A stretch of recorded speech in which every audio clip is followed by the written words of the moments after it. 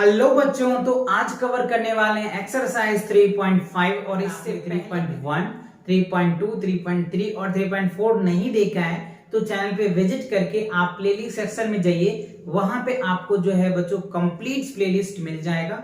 वहां पे देख करके अपने कॉन्सेप्ट्स को इनहेंस कर सकते हैं और उसके टाइप के जितने भी क्वेश्चन थे एनसीईआरटी में सारे क्वेश्चंस मैंने कवर करा रखे और जो भी उनके कॉन्सेप्ट हैं सभी में जिस क्वेश्चन में जो कॉन्सेप्ट लग रहा है वो सारे कॉन्सेप्ट भी मैंने डिस्कस किया है, राइट। और अगर आपने देख रखा है तो वेल एंड गुड। तो चलिए आज हम कवर करने वाले हैं एक्सरसाइज जो है बच्चों 3.5 को डिटेल्स कवर करेंगे, कंप्लीट समझेंगे, राइट। चलिए पहला क्वेश्चन को देख लेते हैं कि क्या है। सबसे पहला फर्स्ट क्वेश्चन हमारे क्या कह रहा है, which of the followings pairs of linear equations has unique solution. अच्छा, इसमें से क्या है, देखो which of the followings pair of unique solutions, no solutions और इनफाइनाइट मेनी सॉल्यूशंस। तो यहां पे आपको तीन कंडीशन दिया है बच्चों, तीनों कंडीशन को समझना है। पहले कह रहा है यूनिक सॉल्यूशंस, ठीक है। दूसरा कह रहा है नो सॉल्यूशंस और तीसरा कह रहा है इन्फिनिटली मेनी सॉल्यूशन। तो तीन केसेस आपको दिए हैं और ये तीन केसेस होते ही हैं। जब मैंने आपको बताया था pair of linear equation in two variable को सॉल्व करने का दो मेथड होता है। पहला ज्योमेट्रिकल मेथड जिसको हम ग्राफिकल मेथड भी कहते हैं और दूसरा एल्जेब्रिक मेथड होता है। तो एल्जेब्रिक मेथड में आपको बताया गया था ईच पार्ट है ना, a1 बटे a2, इनके भी तीन पार्ट्स होते हैं, है ना। उन तीनों में से ये दे रखा है आपको, पहला unique solutions, no solution, infinity many solution. इन अच्छा ये तीन बातें तो समझ में आए। आगे देखिए कह रहे हैं इन ईच केस, कह रहे हैं in case there is unique solution. अच्छा, अगर इन केस यानी अगर इन केस यूनिक सॉल्यूशन आ जाता है तो find its by using cross multiplication method. तो आपको क्या करना है, क्रॉस मल्टीप्लिकेशन मेथड से सॉल्व करना है। कब करना है बच्चों, जब आपके यूनिक सॉल्यूशंस आएगा। तो आपको ये तीनों कंडीशन पता होनी चाहिए। ये तीनों कंडीशंस होते कब हैं, कब इन तीनों कंडीशंस को हम कहेंगे कि यूनिक सॉल्यूशंस है, नो सॉल्यूशन है, इनफाइनाइट सॉल्यूशंस है। इस तीनों बात को समझना पड़ेगा। तो चलिए मैं इन तीनों बात को पहले आपको समझाता हूं। देखो क्या होता है बच्चों, a1 बटे a2, राइट। क्या होता है, डज नॉट b1 बटे b2। अगर ऐसा केस होता है ना तो हम बोलते हैं यूनिक सॉल्यूशन। क्या बोलते हैं, यूनिक सॉल्यूशन। ये आप चाहे तो लिख लीजिए, a1 बटे a2 डज नॉट b1 बटे b2, तो क्या होगा, यूनिक सॉल्यूशन हो। चलिए दूसरा केस देखते हैं। दूसरा केस क्या होता है, a1 बटे a2 बराबर b1 बटे b2 डज नॉट c1 बटे c2। अगर ऐसा केस होता है ना तो क्या होता है, नो सॉल्यूशंस होता है। क्या होता है बच्चों, नो सॉल्यूशंस होता है। तो ये चीजें आपको ध्यान रखनी है, ठीक है। तीसरा केस क्या होता है, ये देखिए, a1 बटे a2 बराबर b1 बटे b2 बराबर c1 बटे c2। यानी यहां जो क्या होता है बच्चों, इन्फिनिटली मेनी सॉल्यूशंस होता है।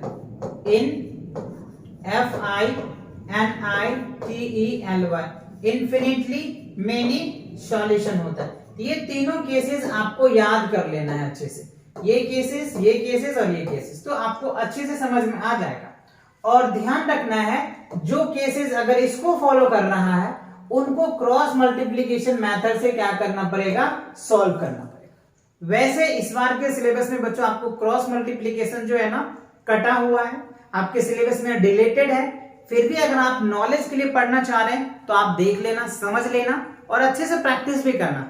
बिकॉज आप एक बार जरूर प्रैक्टिस कर लेना बच्चों, जिससे कि अगर आप क्लास 11th में जाते हैं तो वहां पे आपको देखने को मिलेगा क्रॉस मल्टीप्लिकेशन का, तब आपको कैसे करेंगे। तो इसीलिए एक बार आप समझ लो। हाँ, ज्यादा प्रैक्टिस मत करना, बट एक बार तो आप समझ लो कि इसको अप्लाई कैसे करते हैं और क्रॉस मल्टीप्लिकेशन के मेथड से हम किसी भी क्वेश्चन को कैसे इजी सॉल्व करते हैं ये भी हम आपको बताएंगे, राइट। चलिए तो ये तीनों नोट कर लिया आपने, कर दो रफ। ओके, चलिए इनको रफ करते हैं और आगे देखते हैं। अब देखो चेक करते हैं कि कौन से यूनिक सॉल्यूशन है, कौन से नो सॉल्यूशन है। तो सबसे पहले अगर मैं फर्स्ट क्वेश्चन की बात करूं, देखो आपको स्टैंडर्ड पेयर तो पता ही है ना, पेयर ऑफ लीनियर इक्वेशन का क्या होता है, a1x प्लस क्या होता है b1y प्लस क्या होता है c1 इक्वल्स टू 0 होता है। दूसरा a2x प्लस क्या होता है b2y प्लस क्या होता है c2 इक्वल्स टू 0, ये स्टैंडर्ड फॉर्म पता है, ठीक है। तो देखो यहाँ पे a की वैल्यू x के पीछे वाले को क्या बोलते हैं, a बोलते हैं। a1 की वैल्यू कुछ नहीं है तो क्या होगा 1 होगा। अच्छा b1 की वैल्यू क्या है बच्चों, b1 की वैल्यू क्या है माइनस का 3 है और c1 की वैल्यू क्या है माइनस की 3 है, ठीक है। अब आप यहाँ पे देखिए इस क्वेश्चन में a2 की वैल्यू की मैं बात करूं तो क्या हो गया 3, b2 की वैल्यू की बात करूं तो क्या हो गया माइनस की 9 और c2 की वैल्यू की बात करूं तो क्या हो गया माइनस का 2 आ गया। तो हमें a1 b1 c1 पता चल गया, a2 b2 c2 पता चल गया। अब हमें क्या करना पड़ेगा, चेक करना पड़ेगा कि यूनिक सॉल्यूशंस है या नो सॉल्यूशन है या इंफिनिटी मेनी सॉल्यूशंस है। तो चलिए पहला केस चेक करते हैं, a1 बटे a2। तो देखो a1 बटे a2 की मैं बात करूं तो 1/3 क्या होगा बच्चों, ये 1/3 आ गया। अब आप देखो b1 बटे क्या करो b2 चेक करो, तो b1 बटे b2 देखो कितना आ रहा है -3 बाय क्या हो जाएगा बच्चों, b1 की वैल्यू क्या है माइनस की है और b2 की भी, तो यहाँ पे क्या हो गया -3/3 क्या हो गया -9, तो माइनस माइनस क्या होगा प्लस। अब इसको डिवाइड कर दीजिए तो क्या होगा 3, तो ये क्या निकल के आ गया 1/3 आया, ठीक है। अब आपको क्या करना है c1 बटे c2 चेक कीजिए, क्योंकि दोनों बराबर हो गया ना, तो ये चेक करो, तो -3 अपॉन में क्या है -1 अपॉन में क्या है, यहाँ पे माइनस का 2 है, तो ये दोनों माइनस माइनस प्लस, तो ये क्या हो गया 3/2। अब आपको देखना है कि उस तीन कंडीशन में क्या हो रहा है, a1 बटे a2 बराबर b1 बटे b2 डज नॉट c1 बटे c आ रहा है, यानी आप यहाँ पे देखिए a1 बटे a2 बराबर b1 बटे b2 और डज नॉट c1 बटे c2 आया है ना, देखो ना a1 बटे a2 1/3 आया, b1 बटे b2 क्या है 1/3 आया और c1 बटे c2 क्या आया 3/2 आया। तो इस कंडीशन को फॉलो किया, तो इस कंडीशन के मैंने क्या लिखवाया था नो सॉल्यूशंस है, क्या है नो सॉल्यूशंस होता है, ठीक है। और इसका ग्राफ की मैं बात करूं, वैसे पूछा नहीं जा रहा है फिर भी बताता हूं, इसका ग्राफ जो होता है ना बच्चों पैरेलल होता है, कभी भी एक दूसरे को इंटरसेक्ट करता ही नहीं है, और जब इंटरसेक्ट नहीं करेगा तो बच्चों आपको पता है जीरो जी निकल के आएगा, तो दैट मींस आपको यही समझना था, यहाँ क्या है नो सॉल्यूशन है, ठीक है। आया समझ में, चलो आप इसको नोट कर लो। नेक्स्ट क्वेश्चन देखते हैं, अगला पार्ट इनका। ओके अगला पार्ट देखो वही सेम प्रोसेस है, सिर्फ हमने क्वेश्चन चेंज किया है। क्वेश्चन में कह रहा है 2x plus y equal 5, 3x plus 2y equal 8 दे रखा है, ठीक है। तो क्या करना है आपको, वही सेम प्रोसेस चेक करना है, पहले a1 b1 निकाल करके फिर अगर ऐसा कुछ होता है तो हम सॉल्व करेंगे, ठीक है ना। तो चलिए देख लेते हैं, अब समझ में आ रहा है, पहला मैंने बता दिया कि क्या होता है, पहले चेक कर लो a1 बटे a2 चेक करो, डायरेक्ट कर लेते थोड़ा सा, क्योंकि आपको समझ में आ गया कि ये a1 होता है b1 c1, a2 b2 c2 है ना, इक्वल के उस साइड है तो कोई फर्क नहीं पड़ता, आप चाहो तो स्टैंडर्ड में कन्वर्ट करो या फिर आप ऐसे करोगे तो कोई चेंज नहीं होता। तो सिंपल देखो क्या निकल के आ जाएगा 2/3 आ गया। b1 बटे b2 की अगर मैं बात करूं तो यहाँ पे कुछ नहीं है तो क्या होगा 1 और यहाँ पे क्या है 2, तो हमने क्या देखा a1 बटे a2 2/3 आया, b1 बटे b2 1/2 आया, तो दोनों तो इक्वल हुआ नहीं ना, तो क्या निकल के आ गया a1 बटे a2 बराबर b1 बटे b2, यानी दोनों इक्वल नहीं हुआ ना, दोनों इक्वल नहीं हुआ, और अगर ऐसा नहीं होता है तो इसको हम लोग क्या बोलते हैं बच्चों यूनिक सॉल्यूशंस। क्या होता है यूनिक सॉल्यूशंस। चलो तो अब तो ये तो पता चल गया कि ये क्या है यूनिक सॉल्यूशंस है, ये क्या है यूनिक सॉल्यूशंस है, राइट। तो अगर यूनिक सॉल्यूशन होता है, देखो क्या रहा है यूनिक सॉल्यूशन होता है तो आपको करना है find it by the using cross multiplication, तब आपको क्या करना पड़ेगा क्रॉस मल्टीप्लिकेशन का यूज करना पड़ेगा। तो चलिए अब ये मेथड मैं आपको समझाता हूं कि क्रॉस मल्टीप्लिकेशन, तो सबसे पहले इनको स्टैंडर्ड में चेंज करना पड़ेगा, इनको भी स्टैंडर्ड में चेंज कर दो जिससे कि आप कंफ्यूज नहीं होगे। चलो तो देखते हैं 2x प्लस y और ये इक्वल के उस साइड इधर लेके आएंगे तो क्या होगा माइनस हो जाएगा, इक्वल टू 0 आ गया, ठीक है। अब आप इसको करो तो ये हो जाएगा 3x plus 2y minus 8 equals to क्या होगा 0, क्योंकि प्लस है इससे इधर लेके आओगे तो माइनस। अब यहाँ पे देखो a1 की वैल्यू कितनी है 2 है, ठीक है। b1 की वैल्यू क्या है 1 और c1 की वैल्यू क्या है माइनस का 5 है। अब आप यहाँ पे देखिए a2 की वैल्यू क्या हो गया 5, b2 की वैल्यू क्या हो गया 2 और c2 की वैल्यू क्या हो गया माइनस का 8 आ गया। तो a1 पता चल गया, b1 c1 पता चल गया, a2 पता चल गया, b2 पता चल गया, c2 पता चल गया। अब आपको क्या करना है क्रॉस मल्टीप्लिकेशन मेथड। तो ध्यान से समझिए बच्चों, क्रॉस मल्टीप्लिकेशन कुछ इस तरीके से आप लिखना है पहले, फिर ऐसे लिखेंगे y, कुछ इस तरीके से लिखेंगे और फिर क्या लिखेंगे आप 1 लिखेंगे इस तरीके से। अब आप यहां पे देखिए एक साइक्लिक प्रॉपर्टीज याद रखना है, ये b याद करना है, ये c याद करना है और ये साइक्लिक प्रॉपर्टीज है। ये क्योंकि इसमें 3 ही है a b c है ना, तो ध्यान रखना इसके साथ ये, इसके साथ ये और इसके साथ ये। ध्यान दीजिए बच्चों कैसे करना है आपको। देखो BC है तो यहाँ पे क्या लिखेंगे BC और माइनस क्या लिखेंगे BC। पहला स्टेप में आपको ये करना है BC BC। ध्यान दीजिए, बाकी अगर आपको डिटेल चाहिए तो कमेंट करके मुझे बता देना, आपको अलग से एक सेपरेट लेक्चर बना देंगे जिसमें आपको क्रॉस मल्टीप्लिकेशन अच्छे से एकदम फील के साथ समझ में आ जाएगा। वैसे ये भी बहुत इजी है बच्चों, मैं आप लोगों के लिए ट्रिक्स बनाया हूं डायरेक्ट सॉल्व करने का। देखो हमें क्या करना है, BC पहले लेंगे तो BC BC लिख दिया, समझिए पहले है ना, BC BC। फिर क्या करेंगे CA CA, क्या लिखेंगे CA माइनस CA। पहला स्टेप, दूसरा स्टेप ये हो गया। तीसरा स्टेप में ये करना है AB AB, क्या लिखेंगे AB माइनस AB। ये बात समझ में आ गया, ठीक है, ये हमने लिख दिया। अब क्या करना है, देखो पहला है तो 1, ये हो जाएगा 2, अब ये क्या हो जाएगा 2 1, ये हो जाएगा 1 और 2, ये हो जाएगा 2 1, ये हो जाएगा 1 2 और ये हो जाएगा 2 1। समझ रहे हो? तो इस तरीके से अब आप समझ में आ गया आपको कि B1 C2 B2 C1 C1 A2 minus C2 A1।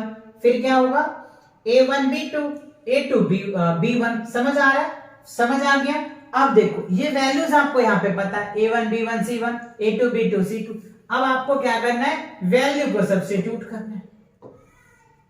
चलो तो अब देखो A1 B1 और C2, तो B1 C2 देखो, B1 और C2 देखो, B1 1 है और C2, तो यहाँ पे क्या करेंगे 1 मल्टीप्लाई क्या हो जाएगा 2 और माइनस B1 और C2, तो देखो B1 है और अच्छा B1 C2 है ना बच्चों, तो मैंने यहाँ पे कुछ वैल्यू मिस्टेक किया है, आप ऐसे मत करना है ना, वैल्यू अच्छे से लिखना जिससे कि आपका आंसर सही आ पाए।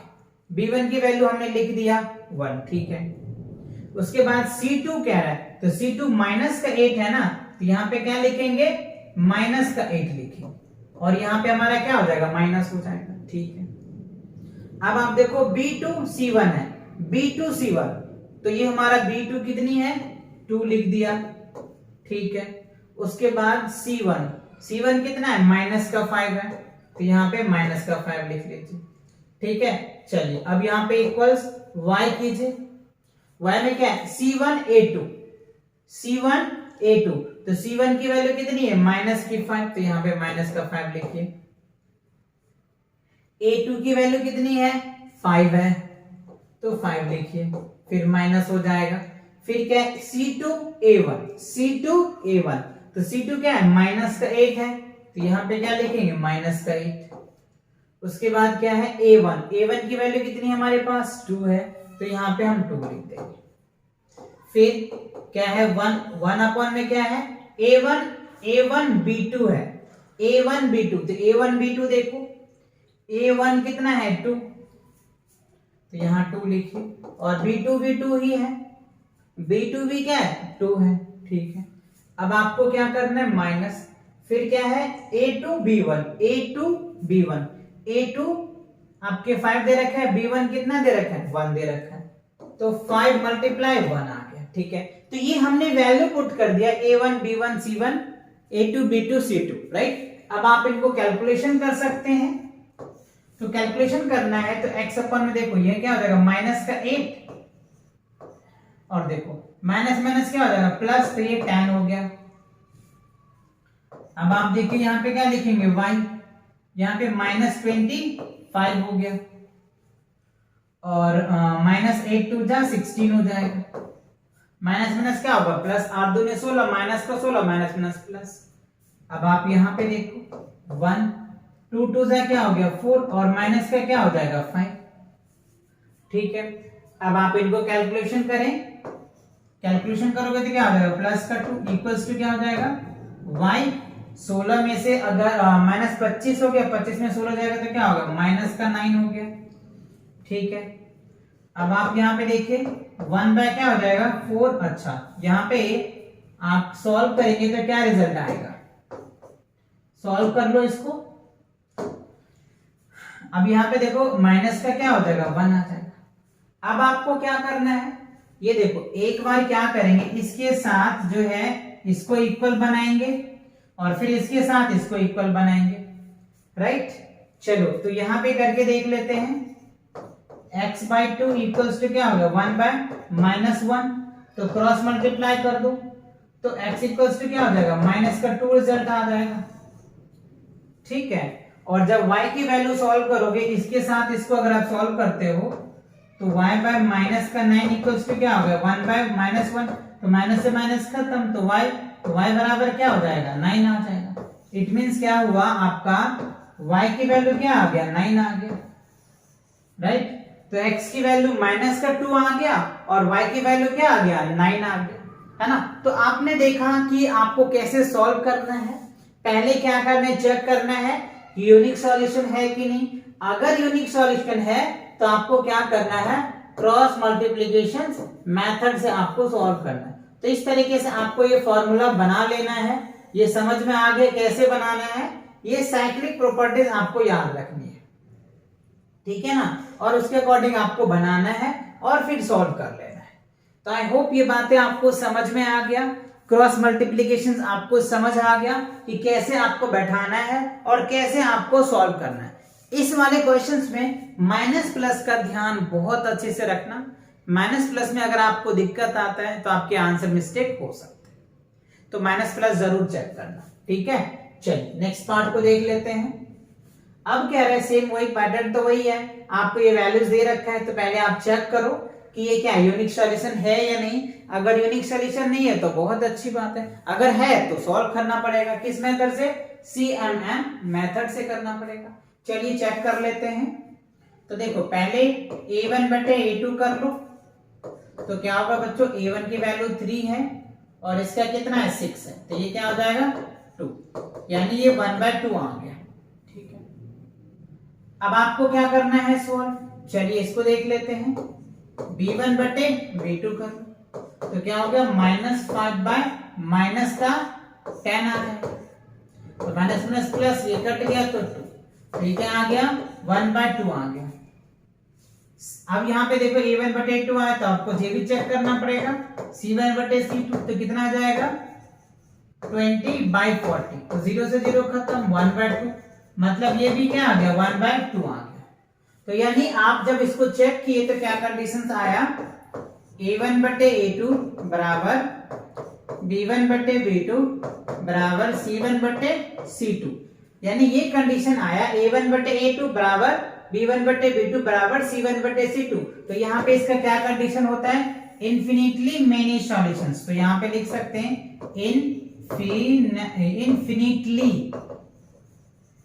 Infinitely many solutions. ठीक है, ये आ जाएगा आपका इन्फिनिटी मेनी सॉल्यूशंस। और ये आता है तो आपको सॉल्व करना ही नहीं है, सिर्फ आपको जब यूनिक सॉल्यूशन होता है ना तब CMM मेथड को लगा करके आप उनके रिजल्ट निकाल सकते हैं। ऐसा क्वेश्चन में कह रहा है, बट ऐसा आया ही नहीं तो हम ऐसे ही छोड़ देंगे।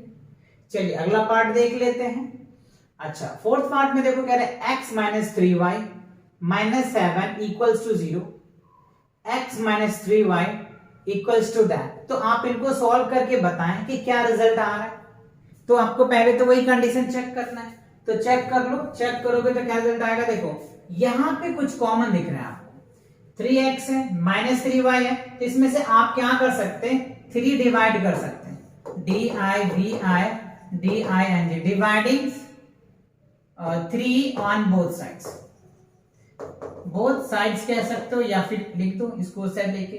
तो जब इसको डिवाइड करोगे तो ये क्या हो जाएगा x और ये क्या हो जाएगा y और ये क्या हो जाएगा 5 आ जाएगा। सॉरी बच्चों, यहाँ पे क्या होगा 5 आ जाएगा। तो यहाँ पे आपको 5 लिखना है, 5 के 15 तो 5 इक्वल्स टू क्या होगा 0। तो ये आपका सेकंड इक्वेशन बन गया। अब आप इनको सॉल्व करके देखिए तो क्या आ रहा है यहाँ पे। एक्चुअली अगर सॉल्व करोगे यहाँ पे चेक कर लो पहले a1 बटे a2, तो 1 बाय क्या हो रहा है बच्चों 1 बाय 1 आ गया। तो ये क्या रिजल्ट आ गया 1 बाय 1 आ गया, ठीक है। उसके बाद चेक करो b1 बटे b2 चेक करो। तो b1 बटे b2 अगर आप चेक करते हो तो क्या हो रहा है माइनस का 3 बाय माइनस का 1, तो ये खत्म। तो ये क्या हो गया 3 बाय 1। तो देखो a1 बटे a2 डज नॉट, यानी a1 बटे a2 डज नॉट b1 बटे b2 आया। तो इस कंडीशन को क्या बोलते हैं हम लोग UNIQUE, क्या होगा यूनिक सॉल्यूशन हो जाएगा। तो जब यूनिक सॉल्यूशन होता है बच्चों तो हमें क्या करना है CMM मेथड्स लगाना है, राइट। क्या लगाना है CMM मेथड को लगा करके हमें सॉल्व करके वैल्यू बताना है। तो चलिए, तो ये बातें आपको इतनी तो क्लियर हो गई, अच्छे से समझ आ गया। चलिए अब क्या करना है, हमको इक्वेशन देख लेते हैं और इसकी वैल्यूज को लिख लेते हैं। क्या है हमारे पास देखो x minus 3y minus 7 equals to क्या हो गया 0, ठीक है।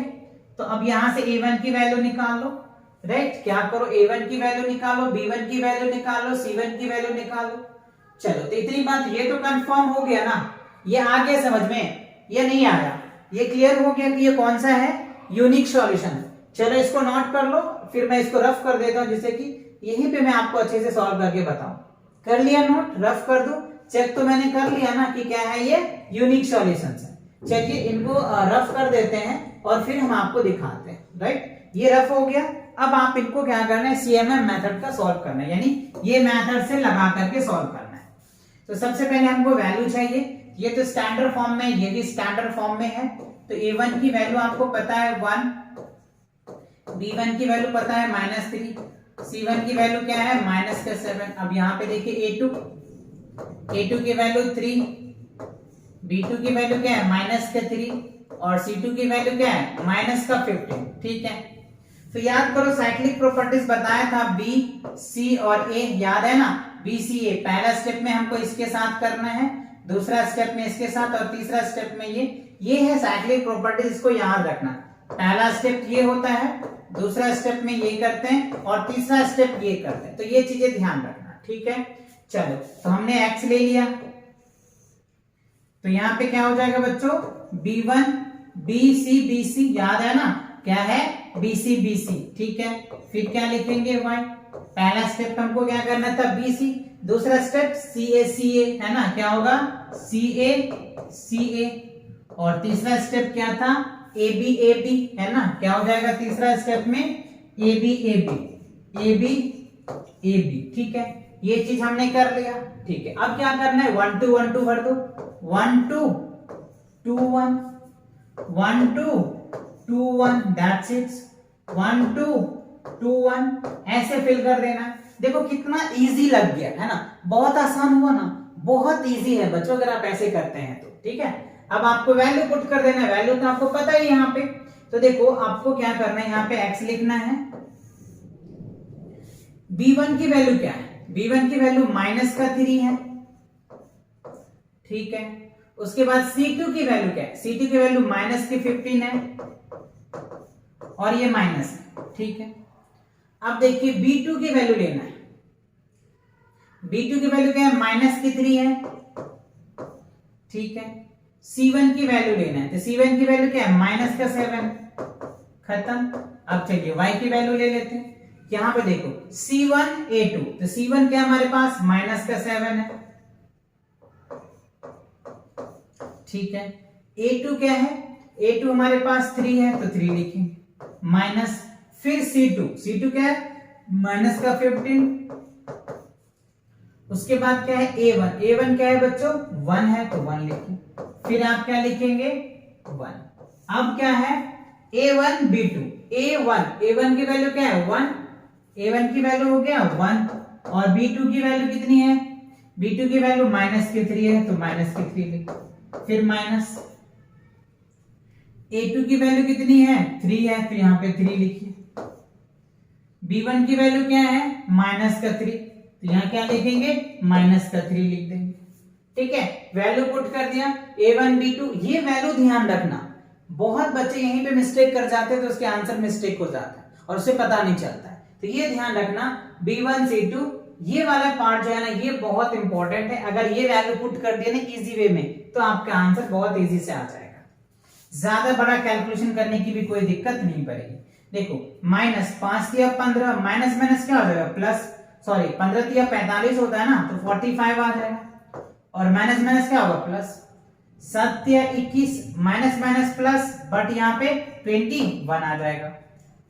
चलिए अब यहाँ पे देखिए y 7 3 -21 हो गया। ठीक है, 15 को 1 से मल्टीप्लाई करेंगे तो माइनस का 15 और माइनस माइनस क्या हो जाएगा प्लस हो जाएगा। अब आप यहां पे देखो माइनस का 3 और यहाँ पे 3 3 9 और माइनस का 9 माइनस माइनस क्या हो जाएगा प्लस हो जाएगा। ठीक है, अब आपको क्या करना है यहाँ पे देखिए सिंपल सी बात, x अपॉन में 45 में से 21 लेस करो तो क्या हो जाएगा 2 और 4 24 आ जाएगा। ठीक है, अब आप यहाँ पे क्या करेंगे 21 में से 15 घटाइए तो कितना आ जाएगा माइनस का 6 आ जाएगा, 6 5 11। ठीक है, अब आप यहाँ पे देखिए 1 बाय क्या हो जाएगा ये 3 है और ये तो क्या हो जाएगा 6 आ जाएगा। अब देखो क्या करना है, ध्यान रखना x को एक बार क्या करो इसके साथ इक्वल करना है और एक बार y को इसके साथ इक्वल करना है और आपका रिजल्ट लिखना है। चलिए तो यहां देख लेते हैं, तो x अपॉन क्या है बच्चों 24 इक्वल क्या हो जाएगा 1/6 तो 6 चौक 24। तो x की वैल्यू तो ऐसे ही क्या आ गया, क्रॉस मल्टीप्लाई कर दो, इससे करोगे 4 इससे करोगे तो 1, तो x की वैल्यू क्या निकल के आ गया 4 निकल के आ गया, है ना। इक्वलिटी से डिवाइड भी कर सकते हो, 6 4 जा 24 होता है तो 24 आ गया। ठीक है ना, तो इस तरीके से सॉल्व कर लो। अब अगला केसेस में क्या है बच्चों देखो y equals to -6 equals to क्या हो गया 1/6, तो इससे इसे काट दो, 6 से 6 कट गया। अब क्रॉस मल्टीप्लाई करोगे तो माइनस का 1 तो y बराबर क्या होगा माइनस का 1 आ जाएगा। समझ आया कि नहीं, तो x की वैल्यू क्या आ गया 4 आ गया और y की वैल्यू क्या हो गया -1 आ गया। समझ आया कि नहीं, तो ये आपको ध्यान रखना है ये वाले method CMM, right, CMM cross multiplication method आपको इजी वे में ये साइक्लिक प्रॉपर्टी से याद रखना है और आपको फील के साथ इसमें याद करने की कोई झंझट ही नहीं है, बस ये ट्रिक्स याद करना और इजीली आप क्वेश्चन को कर पाएंगे। समझ रहे हो बात को, वेरी गुड। चलिए आगे बढ़ते हैं नेक्स्ट क्वेश्चन पे। अच्छा, तो ये पहला पार्ट खत्म हुआ, अब दूसरी पार्ट स्टार्ट हो रहा है। क्या कह रहे देखिए, for which value of a and b। अच्छा, कह रहे for which value a and b does the followings pair of linear equations have infinitely numbers of solution. अच्छा, मतलब ये जो पेयर ऑफ लीनियर इक्वेशन दे रखा है इसका इन्फिनिटली सॉल्यूशंस है। ये कंडीशन आपको दिया है इनफाइनाइट नंबर ऑफ सॉल्यूशंस होता है, तो infinite of number of solution का कंडीशंस आपको पता है, तो उस कंडीशंस के हेल्प से यहां a और b का वैल्यू निकालना है। ठीक है, तो हमें क्या करना पड़ेगा, पहले इनको स्टैंडर्ड इक्वेशन में कन्वर्ट करना पड़ेगा। ये जो पेयर इक्वेशन दे रखा है ना इनको स्टैंडर्ड फॉर्म में आपको कन्वर्ट करना पड़ेगा और स्टैंडर्ड फॉर्म में कन्वर्ट करके फिर हमें a और b की वैल्यू निकालना पड़ेगा। तो चलिए स्टैंडर्ड फॉर्म में इसको अगर मैं यहीं पे कन्वर्ट करूं जिससे कि स्पेस कम बच जाएगा हमारा, तो 2x प्लस क्या हो गया 3y माइनस 7 इक्वल्स टू 0। ठीक है, अब आप इनको इस तरह लेकर के आ जाए तो a minus B into x plus क्या होगा बच्चों a plus B into y, और इसको इस तरह लेकर के आएंगे तो माइनस 3a माइनस बी और माइनस का 2। अच्छा, हमने यहाँ पे कन्वर्ट किए नहीं ना साइन, तो इस तरीके से हमने होल में कर दिया तो ये आ गया। ठीक है, तो अब देखो यहाँ पे a1 हो जाएगा, ये b1 हो जाएगा और ये c1 हो जाएगा। ठीक है ना, और ये क्या हो जाएगा a2 हो जाएगा, b2 हो जाएगा और ये होल पार्ट c2 हो जाएगा। ठीक है, तो चलिए हम लिख लेते हैं। A1 की वैल्यू क्या है हमारे पास 2 है, B1 की वैल्यू क्या है हमारे पास 3, C1 की वैल्यू माइनस का 7। ठीक है, A2 की वैल्यू क्या है A माइनस बी, B2 की वैल्यू क्या है A प्लस बी, और अगर C2 की वैल्यू की बात करें तो माइनस से अगर मल्टीप्लाई कर देते हो तो माइनस का 3, माइनस का b और प्लस का 2, ये हमारा C2 की वैल्यू आ जाएगा। तो A1 पता चल गया, B1 पता चल गया, C1 पता चल गया, A2 B2 C2 पता चल गया। तो याद करो इन्फिनिटली नंबर ऑफ सॉल्यूशन या इन्फिनिटली मेनी सॉल्यूशन के लिए मैंने कंडीशन क्या बताया था, A1 बटे A2 बराबर B1 बटे B2 बराबर C1 बटे C2, यानी ये कंडीशंस होता है A1 बटे A2 होता है, B1 बटे B2 होता है, C1 बटे C2 होता है। ये कंडीशन होता है कब, जब इंफिनिटी मेनी सॉल्यूशन होता है। तो इस पे क्या करना है, A1 B1 C2 A2 B2 A1 B1 C1 A2 B2 C2 की वैल्यू पुट करना है और यहां से इक्वेशन बनाना है। तो चलिए A1 की वैल्यू क्या हमारे पास 2 है, ठीक है, और A2 की वैल्यू क्या A माइनस बी, तो A माइनस बी ले लेंगे। ठीक है, फिर B1 की वैल्यू क्या हमारे पास 3 है, तो यहाँ पे 3 ले लेंगे, और उसके बाद क्या है B2 की वैल्यू क्या है A प्लस बी है। फिर ध्यान दीजिए C1 की वैल्यू कितनी है माइनस का 7, और C2 की वैल्यू क्या है माइनस का 3A माइनस का B और प्लस का 2। ठीक है, तो यहां पे देखो तीनों कंडीशन जो है ना वो क्या है इक्वल है, तीनों condition this equal to this this. तो पहले हमें क्या करना होगा, इसके साथ एक इक्वेशन बनाना पड़ेगा, मतलब इसके साथ इसको मल्टीप्लाई कर दो, इसके साथ इसको क्रॉस मल्टीप्लाई कर दो, जिससे कि आपका रिजल्ट आ जाएगा। ठीक है, चलिए तो इसे आप मल्टीप्लाई करेंगे तो क्या हो जाएगा 2A प्लस 2B, और इसके साथ मल्टीप्लाई करेंगे तो 3A माइनस क्या हो जाएगा 3B। तो अब क्या करो, सभी को एक साथ लेकर के आ जाओ, इस वाले पार्ट को भी इधर लेकर के आ जाओ, तो क्या हो जाएगा 2A माइनस 3A, ये प्लस है तो इधर आएगा तो माइनस का हो जाएगा, ये 2B और ये माइनस है तो इधर क्या हो जाएगा प्लस का हो जाएगा। ठीक है, ये हो जाएगा 3B इक्वल क्या हो गया 0। अब आप यहां पे देखो 2A है और यहां पे माइनस का 3 है, तो क्या होगा माइनस का A, और 2B और 3B क्या हो जाएगा 5B इक्वल क्या होगा 0। तो ये आपका पहला इक्वेशन बन गया, ये आपका फर्स्ट इक्वेशन बन गया। ठीक है, अब आपको क्या करना है ध्यान दो, तो ये वाला पार्ट हमने ले लिया, अब क्या करना है देखो इस वाले पार्ट को इसके साथ ले लो, समझ रहे हो बात को, ये वाला पार्ट क्योंकि सब तो इक्वल ही है ना, तो ये वाला पार्ट ले ही लिए, तब ये वाला पार्ट ले लो और इसको इस तरीके से क्रॉस मल्टीप्लाई कर दो, खत्म। इसे क्रॉस मल्टीप्लाई करोगे तो आपका रिजल्ट बन जाएगा, है ना। तो देखो 7 से इसको मल्टीप्लाई करो तो क्या हो जाएगा 7A, डायरेक्ट में कर रहा हूं, 7 से इसको मल्टीप्लाई करेंगे तो 7A, और यह क्या हो जाएगा 7B आ जाएगा। ठीक है, अब देखो इसके साथ इसको मल्टीप्लाई करेंगे तो माइनस का क्या हो जाएगा 9A हो जाएगा। ठीक है, इसके साथ इसको करोगे तो क्या होगा माइनस 3B हो जाएगा, और इसको करोगे तो क्या होगा 6 आ जाएगा। ठीक है, अब सबको सेपरेट कर लो, तो माइनस A माइनस B इधर लेके आओ तो क्या होगा प्लस 9A प्लस 3B, और इसको इधर ही रहने दो तो ये क्या हो जाएगा 6। अब देखो 7A माइनस का है और ये 9A प्लस का है, तो क्या हो जाएगा आपका A 2A प्लस का हो जाएगा क्योंकि प्लस ज्यादा है। अब देखो 7 में से 3 जाएगा तो कितना बचेगा माइनस का 4, क्योंकि यहाँ पे माइनस वाला ज्यादा है, इक्वल टू क्या हो जाएगा 6 आ गया। ठीक है, अब आप यहां से क्या कर सकते हैं 2 कॉमन भी ले सकते हैं, या 2 से डिवाइड कर दीजिए, 2 से सब में डिवाइडिंग यहां पे लिख दीजिए, dividing by 2 on both sides.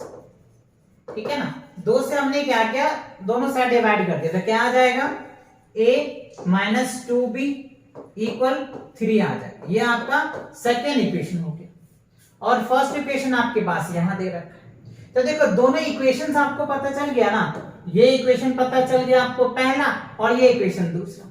तो जब अब 2 इक्वेशन पता चल गया तो अब आपको कोई भी मेथड लगा सकते हैं, सब्स्टिट्यूशन मेथड लगा सकते हैं, एलिमिनेशन मेथड लगा सकते हैं, या फिर CMM लगा सकते हैं, क्रॉस मल्टीप्लिकेशन मेथड लगा सकते हैं। तो सबसे इजी जो मेथड माना जाता है वो एलिमिनेशन मेथड, तो उसी से हम सॉल्व करके आपको दिखाते हैं। चलिए तो देखते हैं, माइनस का a प्लस का 5b इक्वल क्या हो गया 0, ये हो गया हमारा फर्स्ट। अब देखो साइन चेंज करने की बात आती है, तो साइन को चेंज करने प्लस माइनस आ रहे, तो a को कट कर दो, ठीक है। तो ये 5b है और ये 2, तो 5b में से क्या करो, 2b जाएगा तो क्या बचेगा 3b, तो 3b इक्वल्स टू क्या हो गया 3, तो 3 से 3 कैंसिल, तो b की वैल्यू क्या निकल के आ गया 1, तो b की वैल्यू तो आपको पता चल गया सर, b की वैल्यू क्या आ गया 1 आ गया, ठीक है। अब आपको क्या करना है, a की वैल्यू निकालना है, तो किसी भी इक्वेशन में v की वैल्यू पुट कर दो। यहाँ पे स्टेटमेंट जरूर लिख देना, putting the value of b in equation second या फर्स्ट, जो भी लिखेंगे स्टेटमेंट जरूर लिखना, नहीं तो मार्क्स कट जाते हैं, ये स्टेटमेंट जरूर लिखना, okay. So a equals to यहाँ पे क्या करेंगे 2, b की वैल्यू क्या है 1 और यहाँ पे क्या हो जाएगा 3, ठीक है।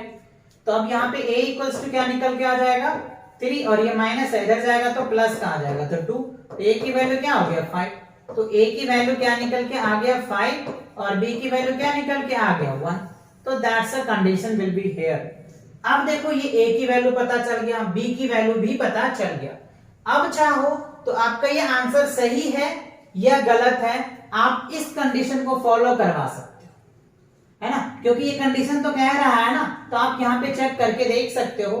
चलो थोड़ा सा, वैसे ये क्वेश्चन में कह नहीं रहा है, हम थोड़ी सी इंटरेस्टिंग के लिए आपको बता रहे हैं। देखो 2 आ गया, ठीक है, इसको सॉल्व करो, देखो क्या है 5, यहाँ पे ध्यान दीजिए a की वैल्यू क्या है 5 माइनस 1, तो क्या हो जाएगा 4, ठीक है। अब आप यहाँ पे देखिए क्या है 3 है, तो a की वैल्यू 3। अब यहाँ पे क्या कह रहा है 5, यहाँ पे 5 प्लस 1 क्या हो जाएगा 6, तो ये लिख लीजिए। दूसरा कंडीशन देखो यहाँ पे क्या है माइनस का 7 है, तो यहाँ पे a की वैल्यू क्या है हमारे पास 5, तो माइनस 5 3 से कितना हो जाएगा 15 आ गया। चलो सब ऐड करके लिख देंगे, यहाँ स्पेस नहीं है। माइनस b है तो क्या लिखेंगे माइनस, ये माइनस आ जाएगा, ठीक है। अब आप देखो प्लस का 2 है, प्लस का 2 तो कितना आ रहा है ध्यान देना, ये आ जाएगा 15, एक क्या हो जाएगा 16, 16 में से 2 घट जाएगा तो कितना बचेगा माइनस का 14 बचेगा, तो यहाँ पे क्या लिखेंगे माइनस का 14। सॉल्व करो, देखो क्या आ रहा है 2/4, 3/6 और माइनस 7 बाई कितना है 14 है, ये माइनस का 14, तो कैंसिल करो, तो 1/2 1/2 1/2, तो देखो क्या आ गया, तीनों बराबर आए कि नहीं, तीनों बराबर आ गया ना, 1/2 1/2 तीनों आया, यही तो कंडीशन में कह रहा है। इसीलिए तो आपको बताया जाता है कि कंसेप्ट करो पहले, because concept is the power, concept आपका पावर होता है बच्चों क्वेश्चन को सॉल्व करने के लिए। तो देखो हमने a की वैल्यू 5 निकाला, b की वैल्यू 1 निकाला, और ये हमने अपने आप को सेटिस्फाई करना चाहा कि क्या ये आंसर मेरा सही है या नहीं है, तो हमने ये कंडीशन जो लिखा था इन्फिनिटी मैनी सॉल्यूशन का, इसमें वैल्यू पुट किया तो सबका रिजल्ट सेम आया। अब हम गर्व के साथ कह सकते हैं 100% कह सकते हैं कि हमारा आंसर करेक्ट है। समझ रहे बात को, तो ये होती है फीलिंग आपका, आया समझ में। चलिए वेरी गुड, इसको नोट कर लीजिए, अगले क्वेश्चन देख लेते हैं, ठीक है। अब देखो क्या है सेकेंड पार्ट, इसी का सेकेंड पार्ट है, for which value of k, for which value of k will the following pair of linear equations have no solutions। अच्छा अब देखो कंडीशन क्या कह रहा है, have no solution, कोई सॉल्यूशन नहीं है। इसके लिए भी कंडीशन मैंने आपको पहले ही लिखाया था, नो सॉल्यूशन के लिए कंडीशन क्या होता है ना। तो अगर नो सॉल्यूशन है तो k की वैल्यू यहाँ पे निकालना है। चलिए तो पहले आप क्या करो, ये इक्वेशन को स्टैंडर्ड फॉर्म में कन्वर्ट करो। चलो स्टैंडर्ड में करते हैं, तो 3x plus y minus 1 equals to क्या होगा 0। स्टैंडर्ड में हमने कर दिया कन्वर्ट, अब इसको भी करना पड़ेगा। 2k minus 1 x k minus y इधर लिखो तो क्या हो जाएगा 2k प्लस 1 इक्वल्स टू क्या होगा 0। अब ये फॉर्म आ गया। अब हमको क्या चाहिए, a1 b1 c1 चाहिए, तो चलो a1 लिख लेते हैं। a1 की वैल्यू क्या है हमारे पास, ये हो जाएगा a1, ये हो जाएगा b1 और ये हो जाएगा c1, ये हो जाएगा a2 b2 और c2। तो चलिए लिख लेते हैं a1 b1 की वैल्यू क्या है हमारे पास, कुछ नहीं तो यहाँ पे 1 आ जाएगा, कुछ नहीं 1 क्या है, इसके पीछे कुछ नहीं तो 1 ही होगा ना, प्लस का है तो प्लस का 1 हो जाएगा, c2 का माइनस का 1। अब देखो a2 की वैल्यू देखो, a2 की वैल्यू क्या है बच्चों 2k माइनस 1, b2 की वैल्यू बात करूं तो क्या हो जाएगा k माइनस 1, और अगर c2 की बात करें तो देखो ये माइनस है तो मल्टीप्लाई कर दो, माइनस का 2k और माइनस का 1, तो ये a1 b1 c1 आया, a2 b2 c2 आया, तीनों वैल्यू आ गया, a1 b1 c1 a2 b2 c2। अब आपको क्या करना है, नो सॉल्यूशन का कंडीशंस को रिवाइज करना है। तो याद करें कंडीशंस क्या होता है बच्चों, a1 बटे a2 बराबर b1 बटे b2 डज नॉट c1 बटे c2 होता है, a1 बटे a2 बराबर b1 बटे b2 डज नॉट c1 बटे c2 होता है। तो देखो a1 की वैल्यू पता है, b1 की वैल्यू पता है, c1 की वैल्यू पता है, तो वैल्यू पुट कर दीजिए।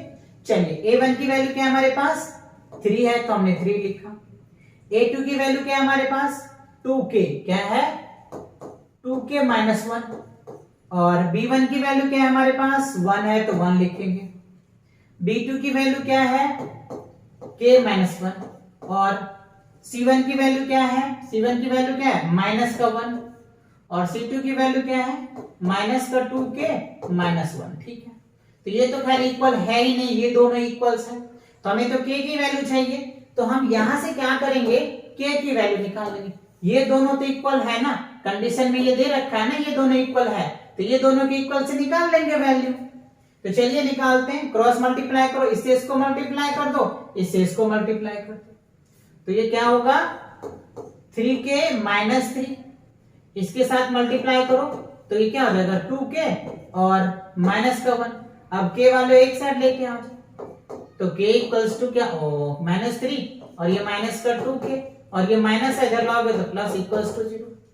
तो 3k में से 2k जाएगा तो क्या बचेगा 1k बचेगा, और 3 में से 2 जाएगा तो क्या बचेगा माइनस का 2 इक्वल्स टू क्या होगा 0। तो k की वैल्यू क्या निकल के आ गया 2, तो ये तो आपका k की वैल्यू निकल के आ गया। और आपसे क्या पूछा जा रहा है for which value of k, k की वैल्यू क्या होगा जब ये pair of equations no solution है, तो k की वैल्यू 2 आया। अब चाहो तो इसको चेक कर सकते हो कि k की वैल्यू आपका जो 2 आया है ये करेक्ट है या नहीं, तो आप यहाँ पे चाहे तो चेक कर सकते हैं। क्या कर सकते हो बच्चों, चेक कर सकते हो। चलिए तो मैं चेक करके आपको दिखा देता हूं, आपको संतुष्ट मिल जाएगा और मुझे भी मिल जाएगा, मुझे भी पता चल जाएगा कि नहीं आंसर हमारा करेक्ट है। तो 3 लिखा, देखो k की वैल्यू 2 है तो 2 से क्या हो गया 4, और 4 में से 1 जाएगा तो क्या बचेगा 4 में से 1 जाएगा तो 3, तो यहाँ पे लिखेंगे 3। ठीक है, अब यहाँ पे क्या है 1 और k की वैल्यू 2, 2 माइनस 1 क्या हो गया 1, तो देखो 3 से क्या हो गया 1 आ गया, ये भी 1 आ गया, तो यानी 1 by 1 यानी 1 by 1 क्या हो गया 1 इक्वल्स टू 1, दोनों इक्वल आया, क्योंकि ये तो इक्वल है ही नहीं तो चेक ही नहीं करना, ऑब्वियसली नहीं होगा। आप सॉल्व करके देख लो, k की वैल्यू अगर आप 2 रखोगे तो माइनस का 4 हो जाएगा, माइनस 4 में क्या होगा माइनस 5 यानी माइनस 1 बाय क्या हो गया 5, तो ये तो इसके बराबर हुआ नहीं ना, तो ये तो इक्वल हुआ ही नहीं, तो हमें तो ये चेक करना था। तो इट मींस क्या हो गया ये दोनों इक्वल हो गया, इक्वल हो गया तो आप समझ पा रहे हैं कि जो हमारा आंसर होगा वो क्या होगा करेक्ट होगा, क्योंकि स्टेटमेंट तो वेरीफाई हो रहा है ना। जब स्टेटमेंट कब वेरीफाई होता है जब हमारा आंसर करेक्ट होता है। समझ रहे हो कि नहीं, आ रहा है समझ में अच्छे से, वेरी गुड। चलिए आ रहा है तो अच्छी बात है। चलिए वीडियो थोड़ा बड़ा हो रहा है बच्चों, बट कोई बात नहीं, क्योंकि वन शॉट लेक्चर्स हो रहा है ना आपका, तो वीडियो तो बड़ा ऑब्वियसली होगा ही होगा। पहले मैं सोचा था कि 2-2 क्वेश्चन करूं, 4-4 क्वेश्चन करूं, बट ऐसा मुझे अंदर से जो फील नहीं आया। अंदर से ये फील आया कि जब भी बच्चे करने बैठे तो कम से कम एक एक्सरसाइज तो प्रैक्टिस करेगा। इसी वजह से मैंने आपको वन एक्सरसाइज का जो है कंसेप्ट लेकर के आया कि हर एक एक्सरसाइज को वन शॉट लेक्चर में ही कवर करना है कि भले कितनी बड़ी वीडियो बन जाए कोई फर्क नहीं पड़ता। ठीक है, चलिए अब देख रखे हैं solve the following pair of linear equation by substitution method and cross multiplication method. अच्छा देखो, आपको ये क्वेश्चंस अच्छे से आने चाहिए, क्योंकि आपको सब्स्टिट्यूशन मेथड भी मैंने करवा दिया और सीएमएम मेथड भी मैंने अभी करवा दिया। आपको दोनों मेथड पता है, इसमें कोई इंटरेस्टिंग चीजें नहीं है, क्योंकि ऑलरेडी 2 चीज आपको पहले पता है। फिर भी मैं आपको करके दिखाता हूं, प्रैक्टिस हो जाएगा आपका, राइट। चलिए तो पहले हम क्या कर लेते हैं, सब्स्टिट्यूशन मेथड से सॉल्व कर लेते हैं, फिर सीएमएम मेथड से सॉल्व कर लेंगे। तो देखो अगर हम इसका क्या करते हैं, सब्स्टिट्यूशन मेथड से सॉल्व करते हैं तो क्या करना पड़ेगा, राइट। ये इसको इक्वेशन फर्स्ट मान लेते हैं और इसको इक्वेशन सेकंड मान लेते हैं। तो पहले इक्वेशन से x की वैल्यू निकालना पड़ेगा। तो 8x प्लस क्या होगा 5y इक्वल्स टू क्या हो गया 9। अब क्या करो 8x इक्वल्स टू 9 माइनस क्या हो जाएगा 5y। तो x इक्वल्स टू क्या हो गया 9 माइनस 5y अपॉन क्या हो जाएगा 8। तो ये आपका क्या हो गया थर्ड इक्वेशन हो गया। ये क्या हो गया आपका थर्ड इक्वेशन आ गया। अब ये इक्वेशन की वैल्यू इस इक्वेशन में पुट कर दो x के जगह पे, है ना। चलिए तो यहां पे स्टेटमेंट लिख दीजिए, पुटिंग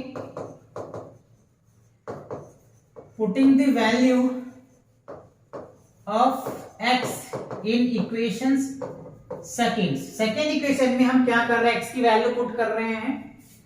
तो 3x की जगह पे 9 minus 5y plus upon 8 plus 2y equals to 4। ठीक है, अब क्या करेंगे, अब देखो 3 है यहाँ पे, तो 3 से तो ये डिवाइड होगा नहीं, तो मल्टीप्लाई कर दो। तो 9 दिया कितना हो गया बच्चों 27, 5 दिया कितना हो जाएगा 15 और क्या हो जाएगा 8 और यहाँ पे क्या हो गया +2। तो आप एलसीएम ले लेते हो तो क्या हो जाएगा 8 दूनी 16 लिख दो डायरेक्ट, 16y कर दो। ठीक है, इक्वल्स टू क्या हो गया 4। 1 के एलसीएम लिया ना तो समझ रहे हैं ना, 8 और 1 का एलसीएम लोगे तो 8 आएगा, 8 से इसको डिवाइड करोगे तो 1 को इससे मल्टीप्लाई करोगे तो ये आ जाएगा। 1 को 8 से डिवाइड करोगे तो क्या होगा 8 को 2 से मल्टीप्लाई करोगे तो क्या होगा 16 आ जाएगा। ठीक है, आप देखो तो 27 यहाँ पे ये प्लस का है और ये माइनस का है, तो प्लस ज्यादा है तो यहाँ पे क्या हो जाएगा y प्लस का आ जाएगा अपॉन क्या हो जाएगा 8 इक्वल्स टू क्या हो गया 4 बाय 1 क्रॉस मल्टीप्लाई कर दो, इससे इसको इसके इससे, तो ये क्या हो जाएगा 27 राइट। एक मिनट बच्चों, क्या लिखना है आपको 27 लिखना है एंड आफ्टर दैट उससे आगे करना है। तो देखो 27 प्लस y इक्वल्स टू क्या होगा 8 चौक 32 32 आ गया। अब इस 27 को उस साइड लेकर के जाओ तो क्या हो जाएगा 27 8 चौक 32 माइनस क्या होगा 27, तो क्या आ जाएगा 5। तो हमने क्या देखा y की वैल्यू जो आया बच्चों वो आपका 5 आ गया। y की वैल्यू क्या हो गया 5 आ गया। अब इस वैल्यू को इस इक्वेशन में पुट कर दो तो x की वैल्यू निकल के आ जाएगा। तो यहाँ पे स्टेटमेंट लिख देना क्या, putting the value of y in equations third, है ना, वी गेट। ठीक है, तो क्या लिखेंगे 9 और y की वैल्यू क्या है 5 है, तो 5 5 जा 25। अब आपको क्या करना है, यहाँ पे देखो 25 में से 9 को लेस करोगे तो क्या होगा माइनस का 16 आ जाएगा बाय 8। ठीक है, क्योंकि माइनस बड़ा है ना इसी वजह से, तो इससे इसको डिवाइड कर दो तो ये क्या हो जाएगा 2, तो रिजल्ट क्या हो गया माइनस का 2। तो x की वैल्यू क्या निकल के आ गया, x की वैल्यू बच्चों आपको माइनस का 2 निकल के आ गया और y की वैल्यू क्या निकल के आ गया 5 आ गया। किस मेथड से, सब्स्टिट्यूशन मेथड से आके, यानी हमने इस मेथड के हेल्प से आपको ये आंसर निकाल दिया। x की वैल्यू माइनस का 2 और y की वैल्यू क्या आ गया 8 आ गया। अब आप चाहे तो क्रॉस मल्टीप्लिकेशन मेथड से भी सॉल्व करेंगे फिर भी आंसर यही आएगा।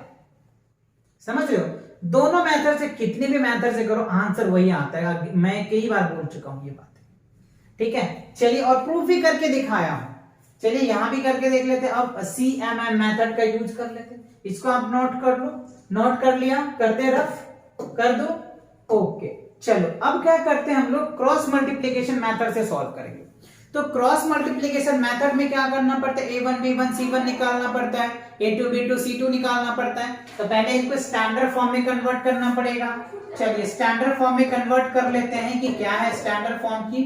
अगर मैं बात कर लूं राइट, तो ये निकल के आ गया। अब आप इनको सॉल्व करेंगे तो क्या निकल के आएगा, यहाँ पे देखो 3x plus 2y minus 4 equals to 0 आ गया। तो देखो A1 की अगर वैल्यू की मैं बात करूं तो 8 आ जाएगा, B1 की वैल्यू की बात करूं तो 5, C1 की वैल्यू की बात करूं तो माइनस का 9। ठीक है, A2 की बात करूं तो क्या हो गया 3, B2 क्या आएगा आपका प्लस का 2 और C2 क्या निकल के आ जाएगा आपका माइनस का 4। A1 B1 C2 पता चल गया, A1 B1 C1, A2 B2 C2 पता चल गया। अब आपको क्या करना है, आपको याद है साइक्लिक प्रोसेस मैंने बताया था A B C, है ना, पहले पार्ट में इसके साथ, दूसरे पार्ट में इसके साथ, तीसरे पार्ट में इसके साथ, है ना। ये साइक्लिक प्रॉपर्टीज अगर याद है ना तो बहुत इजी से कर पाएंगे आप। चलिए यहां पे लिखता हूं x, ठीक है, यहां लिखेंगे y और ये क्या हो जाएगा 1। अब आप इसको लिखिए, पहले हमने क्या बताया था BC BC, तो क्या लिखोगे BC BC, ठीक है। फिर क्या है हमारा CA CA CA CA, फिर क्या लिखना है AB, क्या लिखना है AB, ठीक।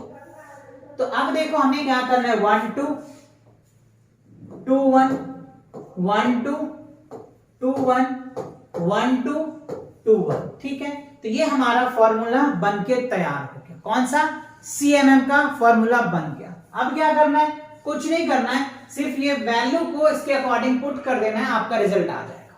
तो चलिए वैल्यू पुट करके दिखाते हैं आपको। अच्छा अब देखो B1 की वैल्यू क्या हमारे पास 5 है, तो यहां पे हम क्या लिखेंगे 5। उसके बाद क्या है C2, C2 की वैल्यू कितना है -4 है, तो यहाँ पे -4 लिखे, फिर माइनस, फिर क्या हमारा B2 है, B2 का वैल्यू क्या है 2 है, और C1 की वैल्यू क्या है हमारे पास -9 है, तो -9 लिखो। अब Y पे देखिए C1 है, तो C1 क्या है हमारे पास 9 है, यहाँ पे -9 लिख। उसके बाद क्या है A2 है, A2 क्या दे रखा है आपको 3, फिर C2 की वैल्यू क्या है -4,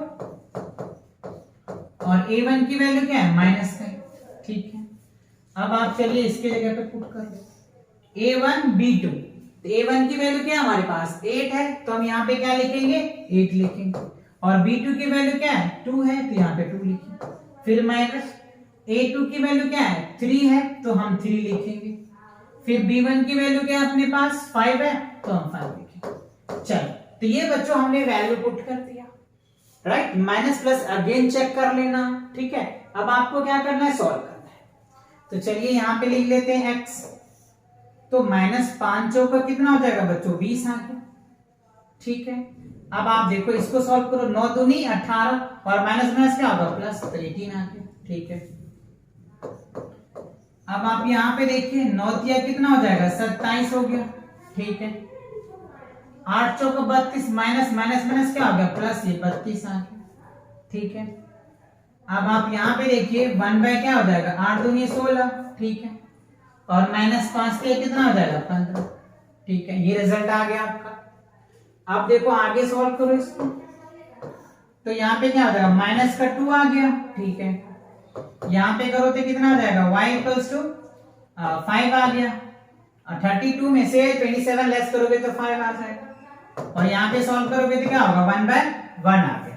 अब ये यहां तक तो समझ में आता है, तो क्या करना है आपको, इस वाले पार्ट को एक बार इसके साथ इक्वल करो और इसके साथ इसको इक्वल करो, तो x बाय -2 इक्वल्स टू क्या हो गया 1/1। अब इसके साथ इसको मल्टीप्लाई कर दो, क्रॉस मल्टीप्लिकेशन, तो क्या निकल के आएगा x इंटू x की वैल्यू क्या निकल के आ जाएगा -2, x की वैल्यू क्या निकल के आ गया -2 निकल के आ जाएगा। अब आपको क्या करना है y/5 को क्या करना है 1/1 लेना है, तो यहाँ इसके साथ मल्टीप्लाई करो, इसके साथ मल्टीप्लाई करो, तो y = क्या निकल के आ जाएगा 5। तो बताओ बच्चों वही वैल्यू आया कि नहीं। सब्स्टिट्यूशन मेथड से भी मैंने आपको जब बताया था तो x की वैल्यू क्या बताया था -2 बताया था, और y की वैल्यू क्या बताया था 5 बताया था, और CMM मेथड से भी वही रिजल्ट आया। CM मेथड से भी क्या निकल के आया वही रिजल्ट आया। इट मींस क्या हुआ कि आप मेथड कितने भी ले लो आंसर वही आएगा, और कहीं पे आंसर चेंज हो रहा है इसका मतलब यह है कि आप कैलकुलेशन में कहीं ना कहीं चेंज कर रहे हो, कहीं ना कहीं कुछ मिस्टेक कर रहे हो, जो आपके आंसर्स गलत हो रहे होंगे। समझ आया कि नहीं आया अच्छे से, वेरी गुड। चलिए अब बढ़ते हैं नेक्स्ट क्वेश्चन की तरफ, इसको आप नोट कर लो अच्छे से। चलिए अगला क्वेश्चन क्या कह रहा है बच्चों, ध्यान से देखिए। अच्छा अब यहाँ पे कुछ जो है स्टेटमेंट टाइप के क्वेश्चंस आ रहा है, इनको देखिए। From the pair of linear equations in the following problem. अच्छा यहाँ पे कुछ प्रॉब्लम दे रखा है, and find their solutions if they exist. अच्छा कह रहे जो एग्जिस्ट कर रहा है, एग्जिस्ट क्या करता है आपको पता है, एग्जिस्ट केसेस में क्या करते हैं, right, by the algebraic method. अच्छा, जो भी पहले इनका इक्वेशन बनाना है, इक्वेशन बनाने के बाद जो इक्वेशन एग्जिस्ट कर रहा है दैट मींस a1 बटे a2 डज नॉट b1 बटे b2, a1 बाय a2 बराबर b1 बटे b2, c1 बटे c2। अगर ये दो केसेस होता है तो हमारे सॉल्यूशन होते हैं। तो इन दोनों केसेस में हमें सॉल्व करना है, और अगर a1 बटे a2 बराबर b1 बटे b2 डज नॉट c1 बटे c2 अगर आता है तो नो सॉल्यूशन होता है, तो उस केसेस में हमें सॉल्व नहीं करना है। ठीक है, चलिए, तो ये तो कहानी थी, इसको समझ में आ गया। अब क्वेश्चन को समझिए। कह रहे a part of monthly hotel charge is a fix. ठीक है, क्या कह रहे हैं, a part of monthly hotel charge is fixed and remaining depends on the number of the day one has been taken food in the mess। ठीक है, उसके बाद कह रहा है कि when a student A takes food for 20 days, she has paid 1000 rupees as hotel charge, whereas a student who takes food 26 days pay rupees 1180 as a hotel charge। तो हमें कह रहा है find the fixed charge and cost of food per day। अच्छा देखो यहाँ पे क्या करना है, मतलब कह रहे हैं कि एक होटल है, जैसे इससे लास्ट वाले एक्सरसाइज जो मैंने आपको 3.4 करवाया था, वहां पे मैंने एक लाइब्रेरी का क्वेश्चन करवाया था कि कुछ जो लिमिटेड डे था वहां पे फिक्स होता है। तो यहाँ पे क्या कह रहा है, होटल का जो है ना चार्ज है वो फिक्स है, आप होटल का जो चार्ज है वो फिक्स है, बट अगर होटल में आप खाना खाते हो तो उनका चार्ज एडिशनल है, जितने दिन आप खाना खाएंगे उनकी चार्ज आपको बढ़ता चला जाएगा। तो उनके बेसिस पे आपको दो केसेस दे रखा है, और मैं हमेशा बोलता हूं कि पेयर ऑफ लीनियर इक्वेशन में दो केसेस आपको देखने को मिलेगा, और दोनों केसेस से आपको इक्वेशन फॉर्म करना पड़ता है। तो पहला केस में क्या है, देखो कि क्या when a student A takes food 20 days, जब एक स्टूडेंट 20 डेज जब फूड खाते हैं तो वो कितना पे करता है, 1000 पे करता है। तो पहला केस तो ये आ गया, ठीक है। whereas a student who takes food 26 days, और एक स्टूडेंट जो है वो 26 डेज फूड लेते हैं तो वो पे करता है होटल में 1180 रुपए। तो हमको बताना है कि वो फिक्स चार्ज क्या है और पर डे के अकॉर्डिंग जो फूड का कॉस्ट है वो क्या है। समझ रहे बात को? तो चलिए इसको सॉल्व कर लेते हैं। तो हमें पता चल गया हमें निकालना क्या है, जो निकालना है उसी को तो लेट कर लेते हैं। तो पहले हम फिक्स चार्ज को एक्स लेट करेंगे। चलिए तो यहाँ पे लेट कर लेते हैं बच्चों। लेट क्या लिखेंगे, FIXED, फिक्स्ड चार्ज। ठीक है, तो फिक्स चार्ज क्या हो जाएगा हमारा x रुपया। एंड कहता है पर डे फूड कॉस्ट, यहाँ पे क्या हो जाएगा एंड क्या होगा, per day food cost. Per day क्या होगा बच्चों, फूड कॉस्ट क्या ले लेते हैं, y रुपीज ले लेते हैं। आप चाहो तो रुपीज लगा दो, ठीक है। अब क्वेश्चन में देखो तो ये होटल फिक्स चार्ज तो हमको पता है, तो केस फर्स्ट ले लेते हैं। तो केस फर्स्ट की अगर मैं बात कर लूं तो पहला चार्ज तो बच्चों फिक्स है, आप होटल आओ खाओ या ना खाओ तो चार्ज तो x रुपीज तो लगेगा। और आप एक दिन फूड खाओगे तो उनके अकॉर्डिंग, 2 दिन खाओगे तो 2 दिन लगेगा। बट ये क्या कह रहा है, 20 डेज खा रहा है फूड, कितने दिन, 20 दिन खा रहा है। तो 20 इंटू क्या हो जाएगा, x हो जाएगा, सॉरी 20 इंटू y हो जाएगा। इक्वल कितना होगा, 1000 पे कर रहा है। ये तो पहला इक्वेशन हो गया फर्स्ट केस के अकॉर्डिंग। चलिए अब केस नंबर दूसरा देखते हैं। केस सेकंड्स में क्या कह रहा है, x तो वही फिक्स है और वो फिर कितना करता है दूसरा स्टूडेंट, 26 डेज वो फूड लेता है। कितने, 26 डेज। तो 26 इंटू y हो जाएगा इक्वल 1080 रुपीज वो पे करता है। आपका दूसरा इक्वेशन हो गया। तो अब आपके पास देखो 2 इक्वेशन पता चल गया। अब आपको देखना है कि ये एग्जिस्ट कर रहा है या नहीं कर रहा है।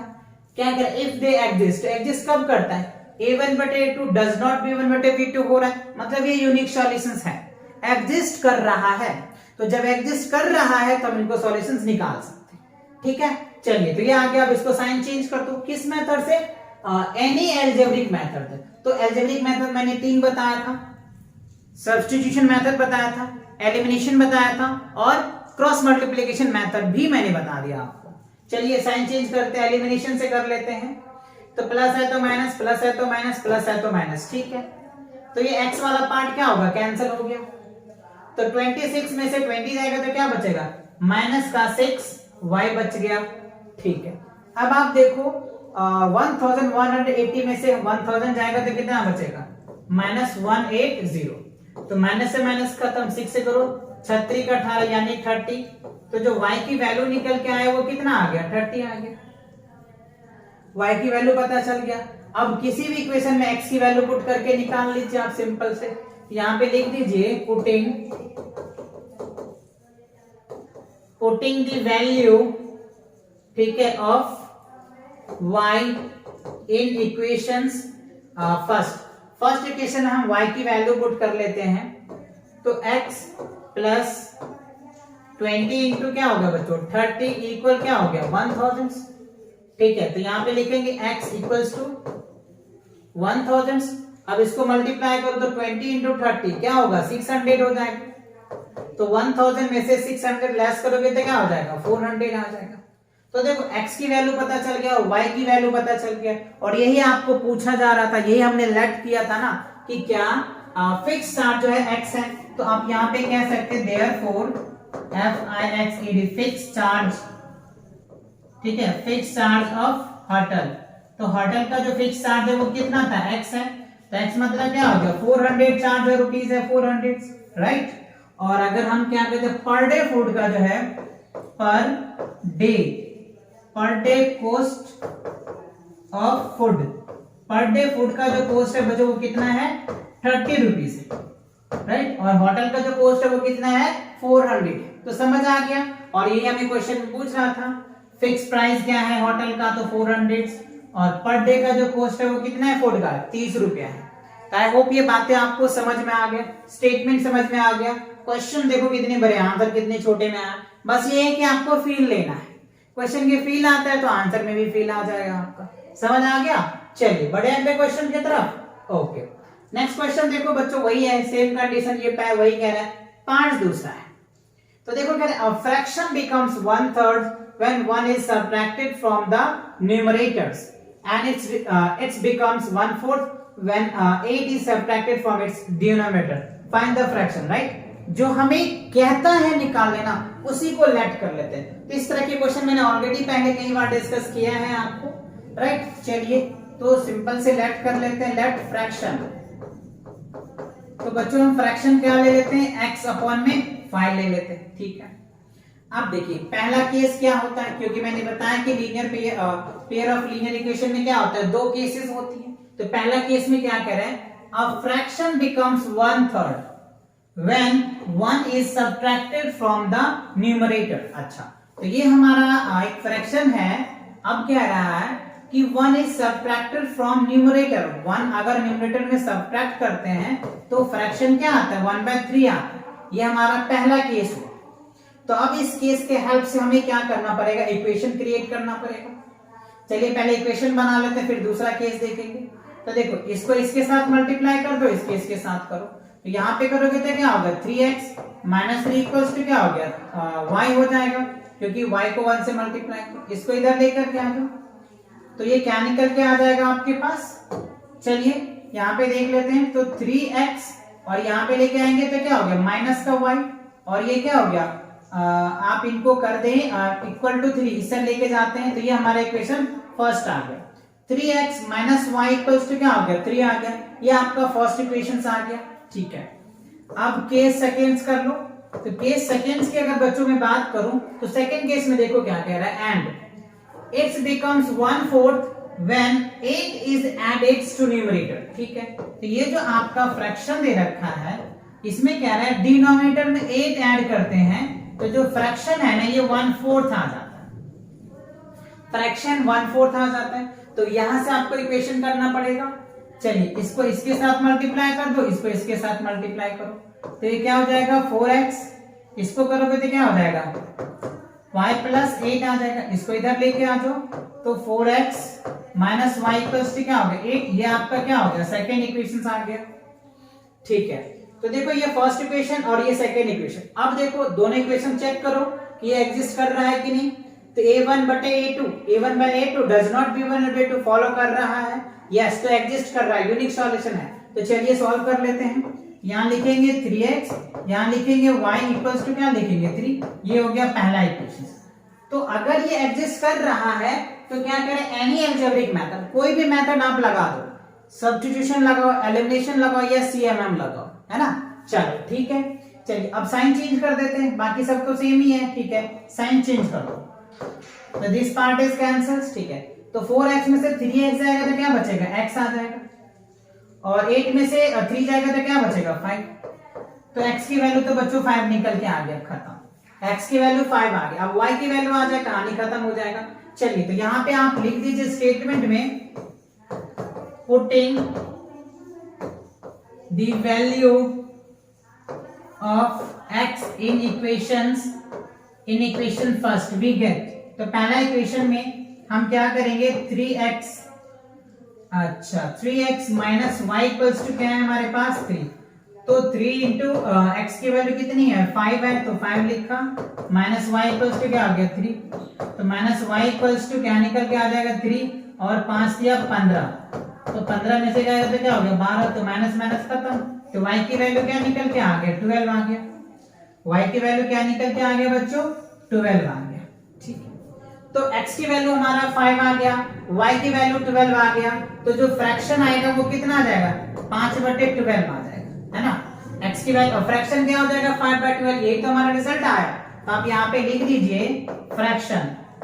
फ्रैक्शन हमने क्या रखा था x अपॉन में y रखा था, तो x की वैल्यू तो 5 आया और y की वैल्यू 12, तो दैट इज योर आंसर। 5/12 क्या होगा आपका आंसर आ जाएगा। तो आई होप ये बातें आपको अच्छे से समझ में आ रहा है, कोई दिक्कत तो नहीं हो रहा ना। तो इसी तरीके से बच्चों स्टेप वाइज आपको सॉल्व करना है। ठीक है, तो चलिए अगला क्वेश्चन को देख लेते हैं। ओके, अब देखो क्या है, इसी का जो है क्वेश्चन थर्ड पार्ट है बच्चों, क्या है सेम वही कंडीशन है third part. Yes score 40 marks. ठीक है, यस नाम का कोई स्टूडेंट है जो 40 मार्क्स स्कोर कर रहा है एक टेस्ट में। गेटिंग, ध्यान दीजिए, getting 3 marks for each right answer. अच्छा, जब राइट आंसर वो करता है, यानी चलिए आप ध्यान दीजिए, जो यस नाम का बच्चा है वो क्या कर रहा है बच्चों 40 मार्क्स स्कोर कर रहा है। कब, जब राइट आंसर्स के लिए 3 मार्क्स दिया जाता है, और जब वो आंसर रॉन्ग करता है यानी लूज करता है तो उसके लिए क्या होता है -1 मार्किंग होता है। ये पहला केस है। दूसरा केस देखो, फॉर ईच रॉन्ग क्वेश्चन। ठीक है, had 4 marks has been answers in each question। अब यहाँ पे देखो दूसरा केसेस स्टार्ट हो रहा है, क्योंकि मैंने बताया था आपको पेयर ऑफ लीनियर इक्वेशन में क्या होता है 2 केसेस होते हैं, दोनों केस को समझना पड़ता है। ठीक है, तो अब सही मार्क्स के लिए कितना दे रहे हैं 4 मार्क्स दे रहा है, और 2 marks have been deduct from each incorrect, और इनकरेक्ट के लिए कितना जा रहा है 2 मार्क्स कट कर रहे हैं, तब इनका जो स्कोर होता है ना वो 50 हो जाता है। तो देखो ये पहला केस हो गया और ये दूसरा केस हो गया। ठीक है, अब चलिए इतना तक समझ में आ गया। अब क्वेश्चन में कह रहा है how many questions were there in the test. अच्छा, तो टेस्ट में कितने क्वेश्चन पूछे गए, तो क्वेश्चन में समझिए कि अब हमें निकालना क्या है। तो हमें नंबर ऑफ क्वेश्चंस कितने करेक्ट किए हैं और कितने इनकरेक्ट किए हैं। अगर ये 2 चीज पता चल जाए, यही तो आपसे पूछा जा रहा है। समझ आए, क्वेश्चन के फील आए कि नहीं, कि हमें क्वेश्चन में समझना कैसे है, ये प्रोसेस होता है समझने का, और फिर आप आसानी से इसको यूटिलाइज कर दो। क्योंकि स्टेटमेंट वाले क्वेश्चन जो होता है ना बच्चों, इसमें कई बच्चों को समझ में ही नहीं आता है, और जब समझ नहीं आएगा तो पता है वो सॉल्व कैसे करेंगे। तो पहले समझो, क्योंकि अगर आपको इक्वेशन दे दिया जाए तो आप इजीली आप लगा दोगे, कोई भी मेथड लगा दोगे, आपके आंसर आ जाएगा। बट जब इक्वेशन बनाना पड़ेगा तब तो फील लेना पड़ेगा।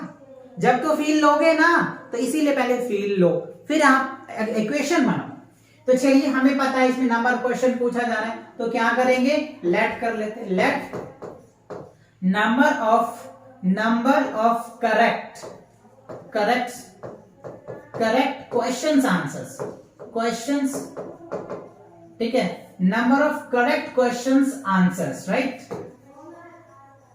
इसके लिए हम क्या मान लेते हैं x मान लेते हैं। ठीक है, और number of incorrect questions answers, इसके लिए क्या मान लेते हैं y। ठीक है, चलिए अब केस बनाना पड़ेगा, केस फर्स्ट।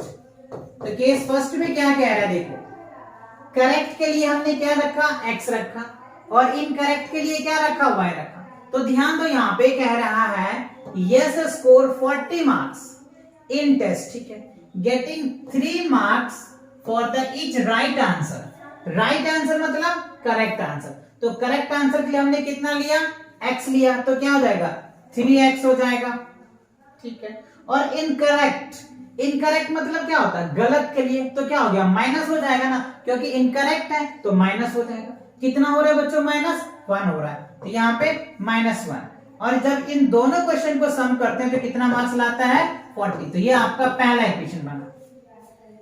3x - y, समझ आया कि क्यों लिया हमने, क्यों लिया ऐसा, माइनस क्यों लिया, क्योंकि एक मार्क्स माइनस हो जाता है, समझ रहे हो। तो ये हमारा ये फॉर्मेट बन गया। ठीक है, चलिए अब दूसरा केस चेक कर लेते हैं। केस सेकेंड में चेक करो। ठीक है, had 4 marks has been answered for each question। अगर एक क्वेश्चन, दूसरा केस में कह रहा है कि एक क्वेश्चन सही करता है तो उनको 4 मार्क्स दिए जाते हैं, तो क्या बनेगा 4x बनेगा। ठीक है, और जब वो गलत आंसर देता है तो कितना होता है, 2 मार्क्स डिडक्ट हो जाता है, तो यहाँ पे क्या हो जाएगा 2y हो जाएगा। तो कितना मिलता है, 50 मिलता है। तो ये आपका सेकेंड इक्वेशन हो गया। ठीक है, अब क्या करना है, इसको चेक करो कि ये एग्जिस्ट कर रहा है कि नहीं। तो देखो a1 but a2 does not b1 but b2 है, एग्जिस्ट कर रहा है, तो मतलब इसका सॉल्यूशन तो होगा। तो अब इनको सॉल्व कर सकते हैं। तो चलो इनको थोड़ा सा हम छोटा कर लेते हैं, जिससे कि आप आसानी से समझ पाएंगे। दोनों में देखो क्या आ रहा है, 2 कॉमन आ रहा है, तो 2 से इसको डिवाइड कर दो, लिख देना dividing on both side by 2। तो जब 2 से डिवाइड करोगे तो क्या हो जाएगा, 2x - y इक्वल्स टू क्या हो गया 25। अब इसको आप चाहो तो थर्ड इक्वेशन कर दो, या इसी का एक्सटेंशन है तो 2 बोल दो, कोई फर्क नहीं पड़ेगा। ठीक है, चलिए अब इसको सॉल्व कर लेते हैं। यहाँ पे 3x - y इक्वल्स टू क्या हो गया 40, फिर क्या हमारा 2x - y इक्वल्स टू क्या आ गया 25। इसको हम इक्वेशन फर्स्ट बोल दिए थे, इसको थर्ड बोल दिए थे, तो नाम से कोई फर्क पड़ता नहीं है। इसको एलिमिनेशन मेथड से सॉल्व करेंगे, तो सबसे इजी मेथड एलिमिनेशन ही होता है। साइन चेंज कर दो, माइनस है तो प्लस है तो माइनस, और प्लस माइनस है तो प्लस, इस तरीके से दिस पार्ट इज कैंसिल्स। तो y से y कैंसिल हो गया। ठीक है, तो 3x में से 2x जाएगा तो क्या बचेगा बच्चों, x हो गया। ठीक है, अब देखो 40 में से 25 जाएगा तो कितना बचेगा, 15 बचेगा। तो x की वैल्यू तो पता चल गया आपका 15 है। ठीक है, अब y की वैल्यू पता करना है, तो y का क्या करो, इस वैल्यू में पुट कर दो। फर्स्ट इक्वेशन में y की वैल्यू पुट कर दो, तो यहाँ पे स्टेटमेंट लिख देना, putting the value of x in equation first we get right. तो इस पे पुट करोगे y की x की वैल्यू पुट करो, तो x की वैल्यू पुट करोगे तो क्या होगा, हमारा कितना है x की वैल्यू 15, यहाँ पे करोगे तो क्या होगा 3 15 45, यानी 3 multiplication 15 minus y equals to क्या हो गया 40। तो माइनस y इक्वल्स टू क्या हो गया 40 मल्टीप्लीकेशन 15 3 45, यहाँ पे 45, तो क्या हो गया माइनस का 5, तो माइनस माइनस कैंसिल, तो y की वैल्यू क्या निकल के आ गया 5 निकल के आ गया। तो अब आप यहाँ पे देख सकते हैं y की वैल्यू कितना आ गया, y की वैल्यू 5 निकल के आ गया। तो अब यहाँ पे देखो x की वैल्यू कितना आ रहा है 15 आ रहा है, और y की वैल्यू कितनी आ रहा है 5 आ रहा है। तो हमने क्या देखा और क्या ऑब्जर्व किया कि number of correct question answer जो है वो कितने हैं 15 है, क्योंकि x की वैल्यू कितना आ गया 15 आ गया, और number of incorrect question answer जो है वो कितने दे रहे हैं 5 दे रहे हैं। तो करेक्ट के लिए हमें 15 क्वेश्चन हो रहे हैं, और इनकरेक्ट कितने हो रहे हैं 5 क्वेश्चन हो रहे हैं। और ये पूछा जा रहा है how many questions were there in the test. तो टोटल क्वेश्चन में कितने क्वेश्चन जा रहे हैं 15 करेक्ट कर रहे हैं, 15 इनकरेक्ट, तो टोटल कितने क्वेश्चन हो गए 20 क्वेश्चन हो गए।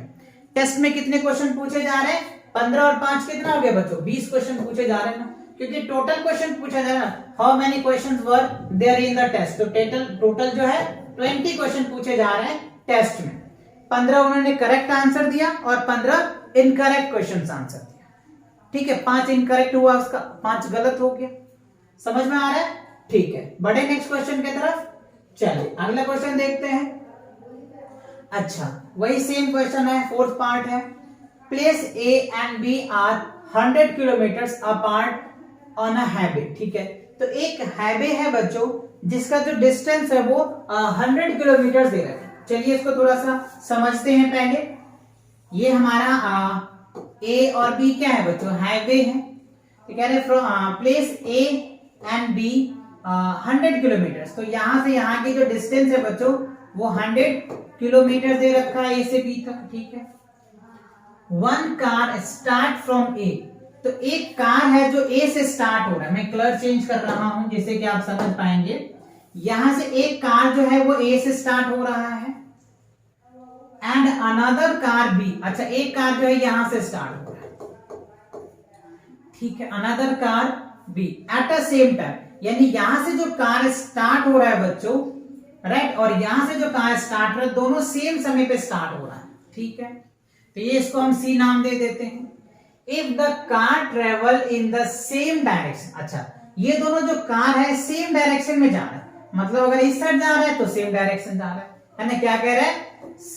Same directions at different speeds, और जो इनकी जो स्पीड है ना दोनों की स्पीड अलग है। कार ए की भी स्पीड अलग है और कार बी की भी स्पीड अलग है, ठीक है। दे मीट 5 आवर्स, अच्छा ये कार ए और कार बी, यहां से जो कार चल रहा है और यहां से जो कार चल रहा है दोनों एक जगह मीट करेगा 5 घंटे बाद, ठीक है। If they travels each others, अच्छा यहां से एक कंडीशन खत्म, अब दूसरा कंडीशन आ रहा है। If they travel towards each others, right, they meet in 1 hours. अच्छा फिर दूसरा केस कह रहा है, ये तो पहला केस हो गया बच्चों समझने के वे में, ठीक है। अब सेकंड केस देखिए। सेकंड केस में क्या कह रहा है कि ए और बी वही सेम पाथ है, ये कार ए है और ये कार बी है, ये कार इधर जा रहा है और ये कार भी इधर आ रहा है, और दोनों जो है 1 घंटे के बाद मीट कर जाता है, और डिस्टेंस तो वही है बच्चों 100 किलोमीटर ही है। समझ रहे बात को? तो ये 2 केसेस आपको दिए, ठीक है। तो हमसे पूछा जा रहा है what are the speeds of the 2 cars. अच्छा कार ए का स्पीड्स क्या है और कार बी का स्पीड्स क्या है? समझ गए बातों को? क्वेश्चन के फील आया, समझ आया? जो कह रहा था वो बात हमने यहाँ पे एक फिगर के वे में हम आपको दोनों केसेस बता दिए। अब क्या करना है, इनका इक्वेशन लिखना है। तो इक्वेशन लिखेंगे और इक्वेशन को लिख करके हम सॉल्व भी करना पड़ेगा। तो चलिए पहला देखिए, एक चीज याद करो बच्चों, आपको एक फॉर्मूला पता होगा क्या होता है बच्चों। देखो डिस्टेंस इक्वल्स टू क्या होता है? Speed into time. ये आप चाहे तो याद कर ले, राइट। डिस्टेंस इक्वल्स टू क्या होता है? स्पीड इनटू टाइम, और हमें निकालना है क्या है? स्पीड निकालना है। तो अब समझ लेते हैं, स्पीड हम लेट करना पड़ेगा हम लोगों को। तो चलिए लेट कर लेते हैं। Speed of car A has, क्या होगा बच्चों? x किलोमीटर्स पर हावर ले लेते हैं। दूसरा, and speed of car B has क्या हो गया? y किलोमीटर्स पर हावर। तो हमें कार ए का स्पीड x किलोमीटर पर हावर ले लिए और y का b का हमने y किलोमीटर ले लिया। तो पहला केस ध्यान से समझना। पहले केस में कह रहा है देखो कि हमें जो टाइम दे रखा है वो कितना है? 5 आवर्स है। टाइम कितना है? 5 आवर्स है, राइट। और डिस्टेंस क्या है? x है। तो पहले के लिए, पहले कार के लिए क्या हो जाएगा? 5x हो जाएगा। क्यों? डिस्टेंस इक्वल्स टू, अभी मैंने आपको क्या बताया? Speed into time. स्पीड कितना है हमारा? x किलोमीटर, और टाइम कितना है? 5 है। टाइम कितना है? 5 आवर है। तो डिस्टेंस इक्वल्स टू क्या होगा? Speed into time. तो x इंटू टी। तो हमारा स्पीड तो हमने x लेट किया और टाइम 5 है। अब ध्यान दीजिए, यहां पे बहुत इंपॉर्टेंट बात है। यहां पे क्या करते, देखो ए का जो स्पीड है ना बी का स्पीड से ज्यादा है। ध्यान से समझिएगा, ए जो कार है बी कार से ए कार की स्पीड ज्यादा है, तब तो ये कार जो है इससे जाकर के कहीं पे मिलेगा। इस कार को कहीं जो यहां आकर के मिलेगा। कब मिलेगा? जब इसकी स्पीड ज्यादा होगा, जब तो यहां से जो बी कार चल रहा है इस कार को पकड़ पाएगा। समझे कि नहीं? ए जो कार है, ए कार से चल रहा है, इनकी स्पीड ज्यादा होगा और बी का स्पीड कम होगा एज कंपेयर ऑफ ए। तो इसीलिए यहां पे हम माइनस लिखेंगे। क्या लिखेंगे? माइनस लिखेंगे। ठीक है, अब चलिए, टाइम तो इनका भी 5 घंटा ही है बच्चों, तो क्या हो जाएगा 5 इंटू वाई, और टोटल डिस्टेंस कितना है 100 है, तो 100 लिखते हैं। समझ आया कि वाई हमने माइनस क्यों लिखा? ठीक है, तो यहां से हमारा इक्वेशन बन सकता है। अब देखो सब में 5 कॉमन है, तो आप चाहो तो इसको शॉर्ट कर लो, 5 से डिवाइड कर दो तो क्या होगा x minus y equals to क्या हो जाएगा 20 2500, तो 20 आ जाएगा। ये इक्वेशन फर्स्ट आ गया, केस फर्स्ट का। और सेकंड का केस, तो ये सेकंड केस को देख लेते हैं। केस नंबर अगर सेकंड्स की बात कर ले तो सेकंड में क्या दे रखा है बच्चों? टाइम देखो कितना दे रखा है आपको, 1 आवर्स दे रखा है, और स्पीड तो वही है, तो क्या हो जाएगा x plus y equals to क्या हो जाएगा 100 आ जाएगा। x प्लस, क्योंकि आपको पता है 1 लिखो या ना लिखो तो वही आ जाएगा। ठीक है, और यहाँ पे दोनों अपोजिट आ रहे हैं तो सम आ जाएगा, यहाँ पे कोई बारे की बात है नहीं। इक्वेशन फर्स्ट और ये इक्वेशन सेकंड आ गए, दोनों को सॉल्व कर लीजिए। x minus y equals to क्या हो रहा है 20। अब देखो पहले चेक करो कि एग्जिस्ट कर रहा है कि नहीं कर रहा है, और एग्जिस्ट कर रहा है तो आपको सॉल्व करना है। तो a1 बटे a2 डज नॉट b1 बटे b2 हो रहा है ना 1 by 1, और यहाँ पे माइनस का 1 हो रहा है, तो a1 बटे a2 डज नॉट b1 बटे b2 हो रहा है, तो ये वैलिड होगा। तो हमें सॉल्व करना है, तो ये प्लस है ये माइनस है तो कैंसिल, तो ये क्या हो जाएगा 2x इक्वल्स टू, आप क्या करो यहाँ पे कितना आ जाएगा 120, तो ये हो जाएगा 120, तो इसको 2 से डिवाइड करो तो क्या हो जाएगा 60, तो x की वैल्यू क्या निकल के आ जाएगा 60 निकल के आ गया। ठीक है, x की वैल्यू क्या निकल के आया 60, मतलब पहली कार की जो स्पीड है वो 60 किलोमीटर पर आवर आ जाएगा। ठीक है, चलो पहले y की वैल्यू निकाल लेते हैं, किसी भी इक्वेशन में y की वैल्यू पुट कर दो। तो चलो हम क्या करते हैं, थर्ड इक्वेशन में y की वैल्यू पुट कर देते हैं, तो यहां लिख देते हैं putting the value of x in equations seconds, right. तो सेकंड इक्वेशन में पुट करेंगे x की वैल्यू, तो y इक्वल्स टू क्या हो जाएगा हमारे पास, y इक्वल्स टू क्या हो जाएगा, अच्छा जो सेकंड इक्वेशन से हमारा क्या है, ठीक है 100 है, तो यानी 100 माइनस क्या हो जाएगा 60, तो क्या निकल के आ जाएगा 40, तो y की वैल्यू कितना निकल के आ जाएगा 40। तो अब आप यहाँ पे देखो y की वैल्यू कितना निकल के आ गया 40। यही चीज तो मैं आपको समझा रहा था कि a की जो स्पीड है ना वो ज्यादा होगा कंपेयर एज अ b, तो b का स्पीड हमने y लिया, तो देखो y का कितना आया 40 किलोमीटर, तो y का जो स्पीड होगा वो कितना हो जाएगा 40 किलोमीटर पर आवर आ गया, और जो x आया वो कितना आया 60 किलोमीटर पर आवर आया, है ना। तो x की जो वैल्यू है वो 60 किलोमीटर पर आवर आया, और y की जो वैल्यू आया 40 किलोमीटर आया। और यही मैं आपको समझा रहा था कि a का स्पीड क्या होगा ज्यादा होगा और b का स्पीड कम होगा, तब तो ये आकर के इसको मीट कर पाएगा या बीट कर पाएगा। ठीक है, तो समझ आ गया कि नहीं, अच्छे से क्लियर हो गया, समझ आ गया। चलिए इसको नोट कर लीजिए, अगले क्वेश्चन को अगला क्वेश्चन देखते हैं। अच्छा सेम पार्ट है बच्चों, देखो फिफ्थ का ही है। क्या है, the area of a rectangle gets reduced by 9 square units if length is reduced 5 होगा बच्चों, यहाँ पे 5 नहीं लिखा है, यहाँ पे 5 by the units and breadth is increased 3 units. If we increase, यहाँ पे देखो यहाँ तक तो फर्स्ट केसेस है।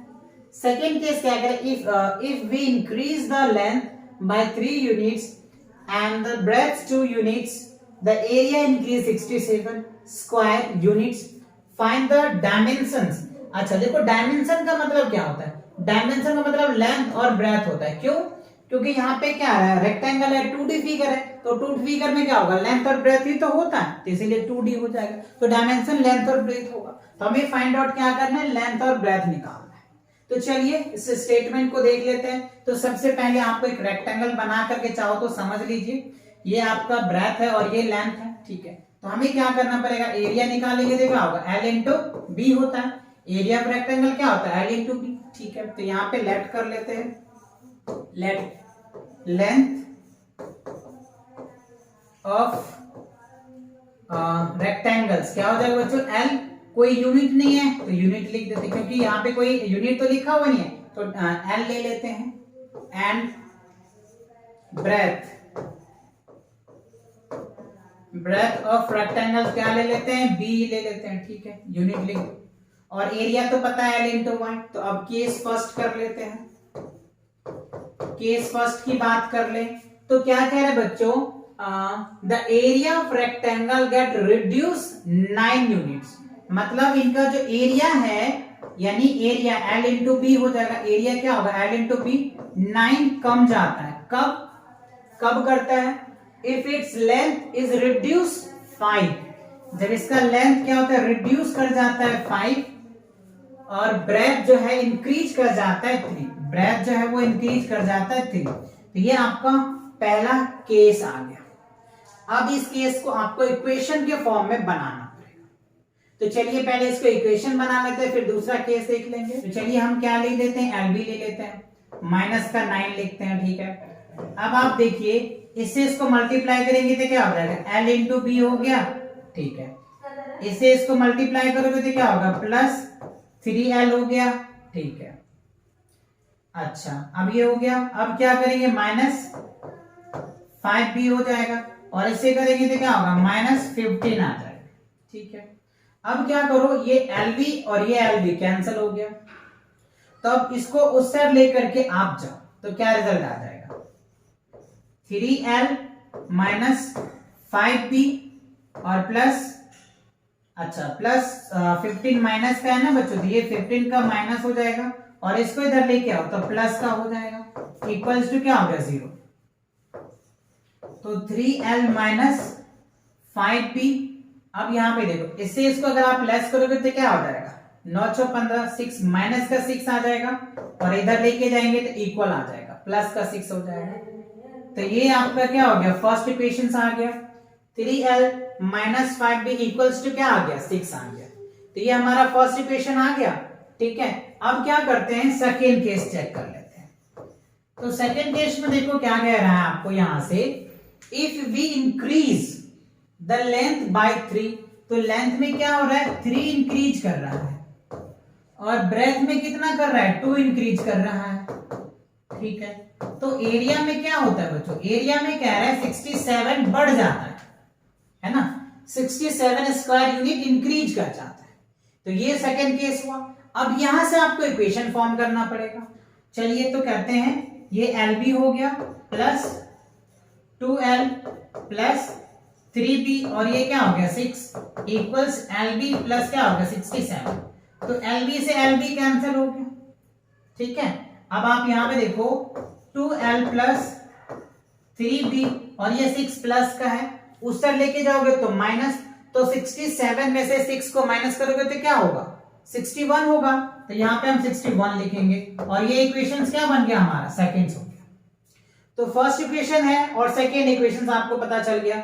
चलिए तो अब यहाँ पे हम लिख देंगे, क्या है हमारे पास, 3L माइनस 5B इक्वल 6, ये हमारा फर्स्ट इक्वेशन आ गया। अब आप क्या करेंगे, इनको सॉल्व पहले चेक करना है कि एग्जिस्ट है या नहीं। तो a1 बटे a2 डज नॉट b1 बटे b2, तो ये फॉलो कर रहा है, तो एग्जिस्ट कर रहा है, क्योंकि क्वेश्चन में क्या है, अब एग्जिस्ट कर रहा है तो कोई भी अलजेब्रिक मेथड से आप सॉल्व कर दो। तो यहाँ पे एलिमिनेशन मेथड से सॉल्व करेंगे, तो एलिमिनेशन मेथड में क्या करना पड़ता है, एक को सेम करना पड़ता है, तो सेम तो है नहीं यहाँ पे, तो क्या करो, हम चाहो तो इसको सेम कर लेते हैं, x को कट करोगे तो क्या होगा, ये होना है, और ये आप क्या करो, पहले में 3 से मल्टीप्लाई कर दो और दूसरे में 2 से मल्टीप्लाई कर दो। तो इसको हमने 3 से मल्टीप्लाई कर दिया, इसको 2 से मल्टीप्लाई कर दिया। कंप्लीट में करना है, ये नहीं कितना में करना है, सभी में करना है। देखो 3 से मल्टीप्लाई करोगे तो क्या हो जाएगा, 6L हो गया, ठीक है। इससे करोगे तो क्या हो जाएगा, 9, 3 3 से 9B हो जाएगा, और 3 से करो ये हो जाएगा 3, ठीक है। और ये क्या होगा, 36 18, ये आ जाएगा 183, ठीक है। 2 से मल्टीप्लाई करो तो ये 6L हो जाएगा, इसे करोगे तो क्या होगा, 5 2 10B आ जाएगा, ठीक है। अब यहाँ पे करोगे तो क्या होगा, 12 आ गया, 6 2 12। अब आप यहाँ पे देख पा रहे होंगे कि हमें क्या आ रहा है, 6L आ गया, यानी ये L जो है वो सेम आ गया और ये डिफरेंट है। तो अब यहाँ पे साइन चेंज कर दो, प्लस है तो माइनस कर लो, और यहाँ पे क्या है, माइनस है तो ये क्या हो जाएगा, प्लस हो जाएगा, और यहाँ पे प्लस है तो ये क्या हो जाएगा, माइनस हो जाएगा। तो अब यहाँ पे ये दोनों सेम है, साइन चेंज है, तो ये क्या होगा, कैंसिल हो जाएगा। 6 प्लस का और माइनस का तो कैंसिल हो जाएगा। ये 9b हो जाएगा और ये क्या हो जाएगा 10b है, तो दोनों को ऐड कर दो, तो ऐड करोगे तो क्या हो जाएगा 19b हो जाएगा। ठीक है, अब आप यहाँ पे देखिए 183 में से 12 को लेस करना है, तो क्या निकल के आ जाएगा 171 आ जाएगा। अब इससे डिवाइड कर दीजिए तो कितना आ जाएगा 9 आ जाएगा। 19 90 71 से यानी 9 आ जाएगा। तो b की वैल्यू क्या निकल के आ गया 9 आ गया, यानी आपका जो ब्रेथ है बच्चों वो क्या आ गया 9 आ गया। ठीक है, अब ये b की वैल्यू क्या करो, किसी भी इक्वेशन में पुट कर दो, चाहे फर्स्ट में पुट करो या फिर आप सेकंड में पुट करो, किसी भी में पुट करोगे आपका l की वैल्यू निकल के आ जाएगा। चलिए हम यहाँ पे आपको करके दिखाते हैं।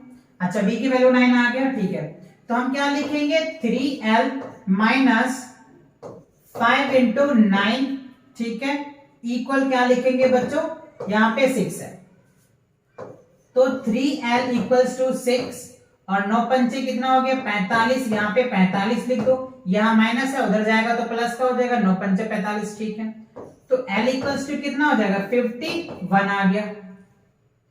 45 6 कितना हो गया 51 और अपॉन क्या हो गया 3, तो इसे कर दो, 13 सत्ते कितना हो जाएगा 17 दिया है कहां पर, तो l की जो वैल्यू है वो आ गया 17, राइट। l की वैल्यू कितना आ गया 17 और b की वैल्यू कितना आ गया 9 यूनिट आ गया, है ना। और यही हमने लेट किया था ना, length of the rectangles l, तो l कितना आ गया 17 और ब्रेथ ऑफ रेक्टेंगल कितना आ गया 9, तो ये आपका आंसर आ गया। लेंथ तो पता चल गया और ब्रेथ, तो कह रहा है फाइंड द डायमेंशंस, तो hence the dimensions of rectangle is 13 centimeters, sorry 17 centimeters and 9 centimeters. Understand या नॉट, आया समझ में। थोड़ा सा बच्चों कंसेप्चुअल क्वेश्चंस है, इंपॉर्टेंट क्वेश्चंस कह सकते हैं इसको, वीवीआई आप लगा सकते हो, है ना। इंपॉर्टेंट क्वेश्चंस है, इनको प्रैक्टिस करना है आपको, एक दो बार जरूर प्रैक्टिस करना, जिससे कि आपको अच्छे से ये क्वेश्चंस कर पाओगे। ठीक है, समझ में आया कि नहीं। ठीक है, चलिए अगला क्वेश्चन को देख लेते हैं। अच्छा, इसी के साथ क्या होता है बच्चों, ये एक्सरसाइज जो है 3.5 कंप्लीट होता है। तो मिलेंगे नेक्स्ट एक्सरसाइज के साथ बहुत जल्दी, तब तक पढ़ाई करते रहें। All the very best.